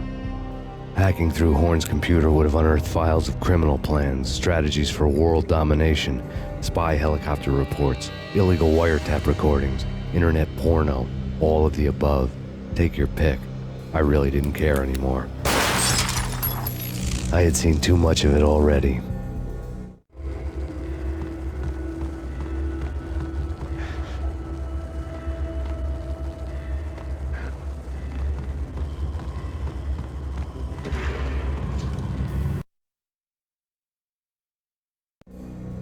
Valkyr had been meant to be a white-winged maiden that would lift you to a warrior's heaven, but it turned out to be a one-way demon ride to hell.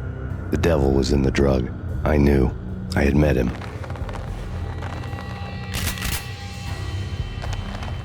And now I was gonna kill her, the queen of the underworld who had tried to lift herself a bit closer to heaven with her drug money. No begging, no bribes. She knew better. Honor among killers. We who were about to die. Both of us knew how this would end, in pain and suffering. All this because your wife stuck her nose into things that were none of her business.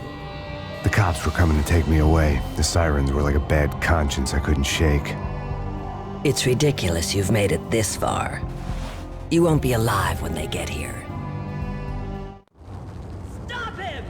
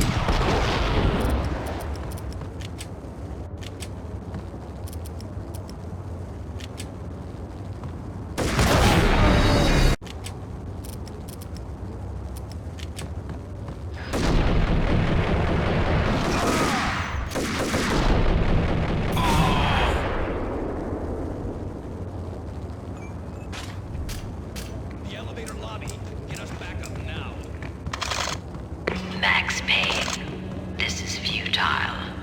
A waste of time. The deaths of your wife and daughter were necessary. Inevitable. It is done. You cannot bring them back. Nothing you do will make it any better.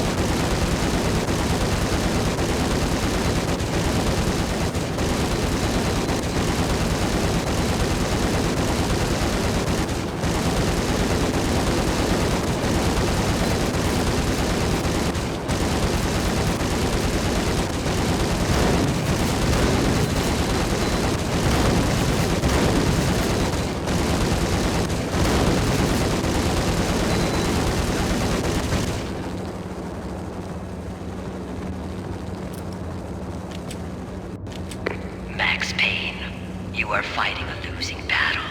You cannot survive this. You will die.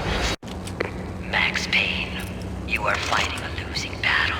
You cannot survive this. You will die. Stop fighting. Make it easy for yourself. Accept your fate. You will die here.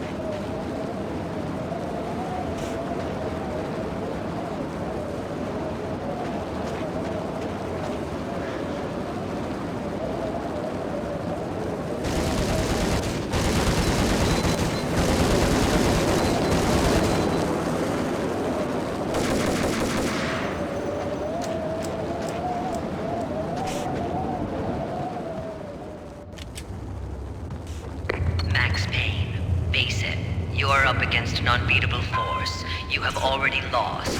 You have lost.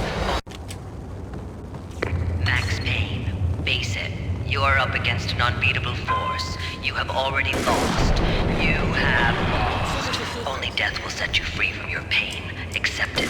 Surrender. Give up.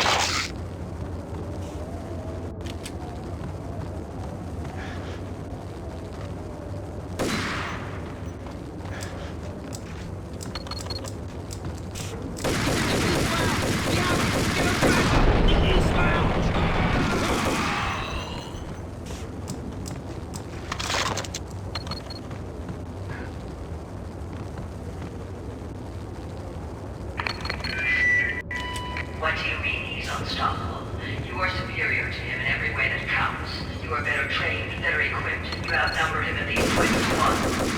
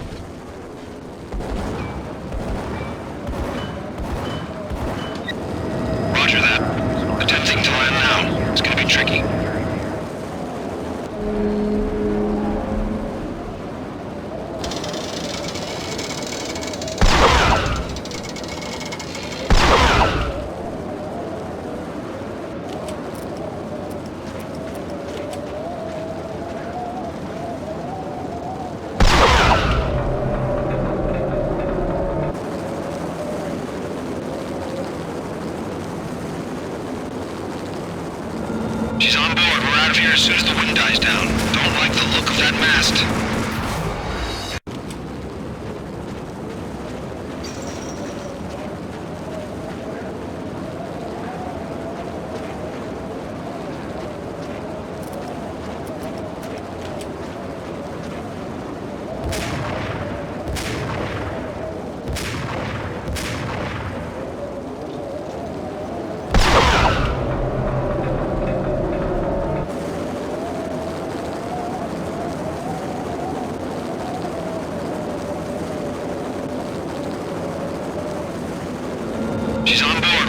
As soon as the wind dies down. Don't like the look of that map.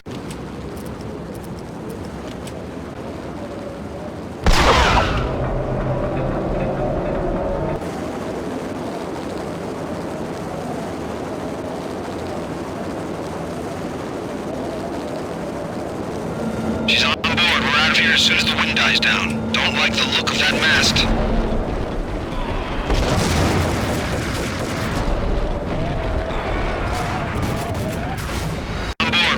as soon as the wind dies down. Don't like the look of that mast.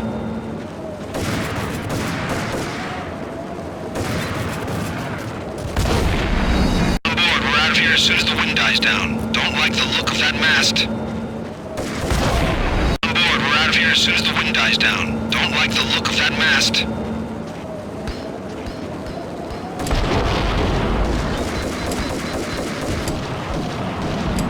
Lift off in 1 minute.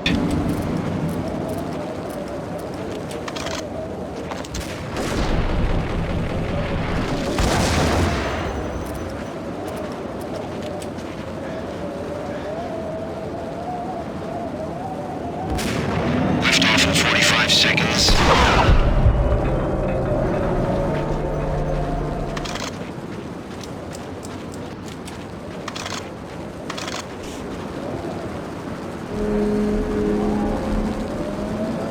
30 seconds to lift off.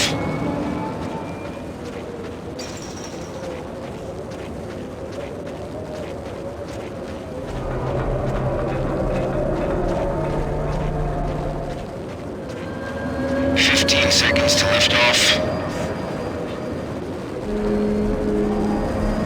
Okay, ready to lift off in 5, 4, 3, 2, 1.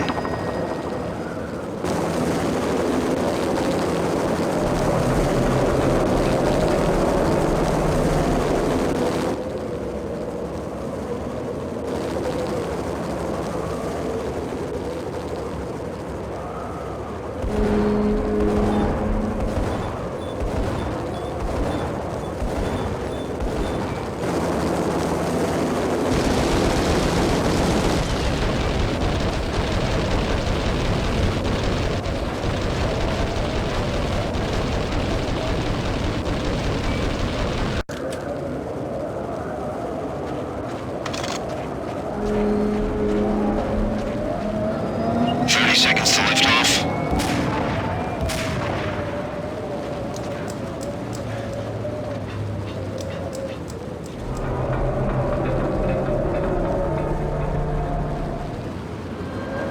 15 seconds to lift off. Okay, ready to lift off in 5, 4, 3, 2.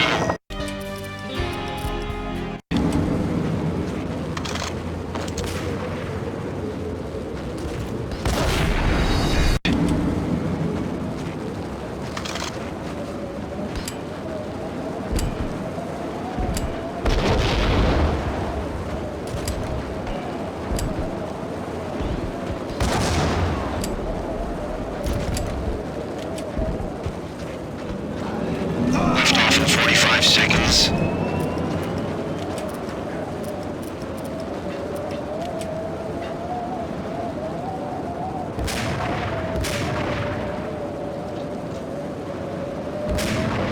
30 seconds to lift off.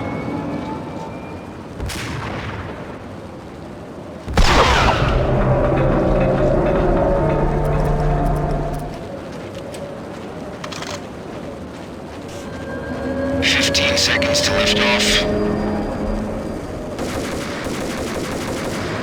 Okay, ready to lift off in 5, 4, 3, 2, 1.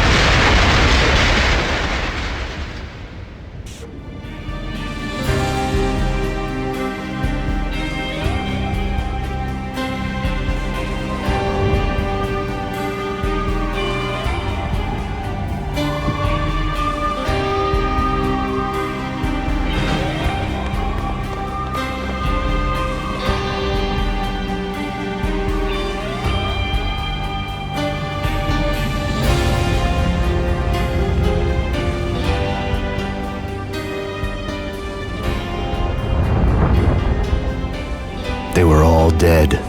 The final gunshot was an exclamation mark to everything that had led to this point. I released my finger from the trigger. And then it was all over. The storm seemed to lose its frenzy. The ragged clouds gave way to the stars above. Max Payne, this is Deputy Chief Jim Bravura from the NYPD. We've got the building surrounded. Throw down your weapons and lie down with your hands behind your head. A bit closer to heaven.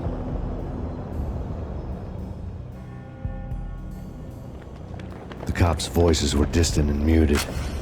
Freeze! NYPD! Hold it right there! My ghosts released me from their haunting.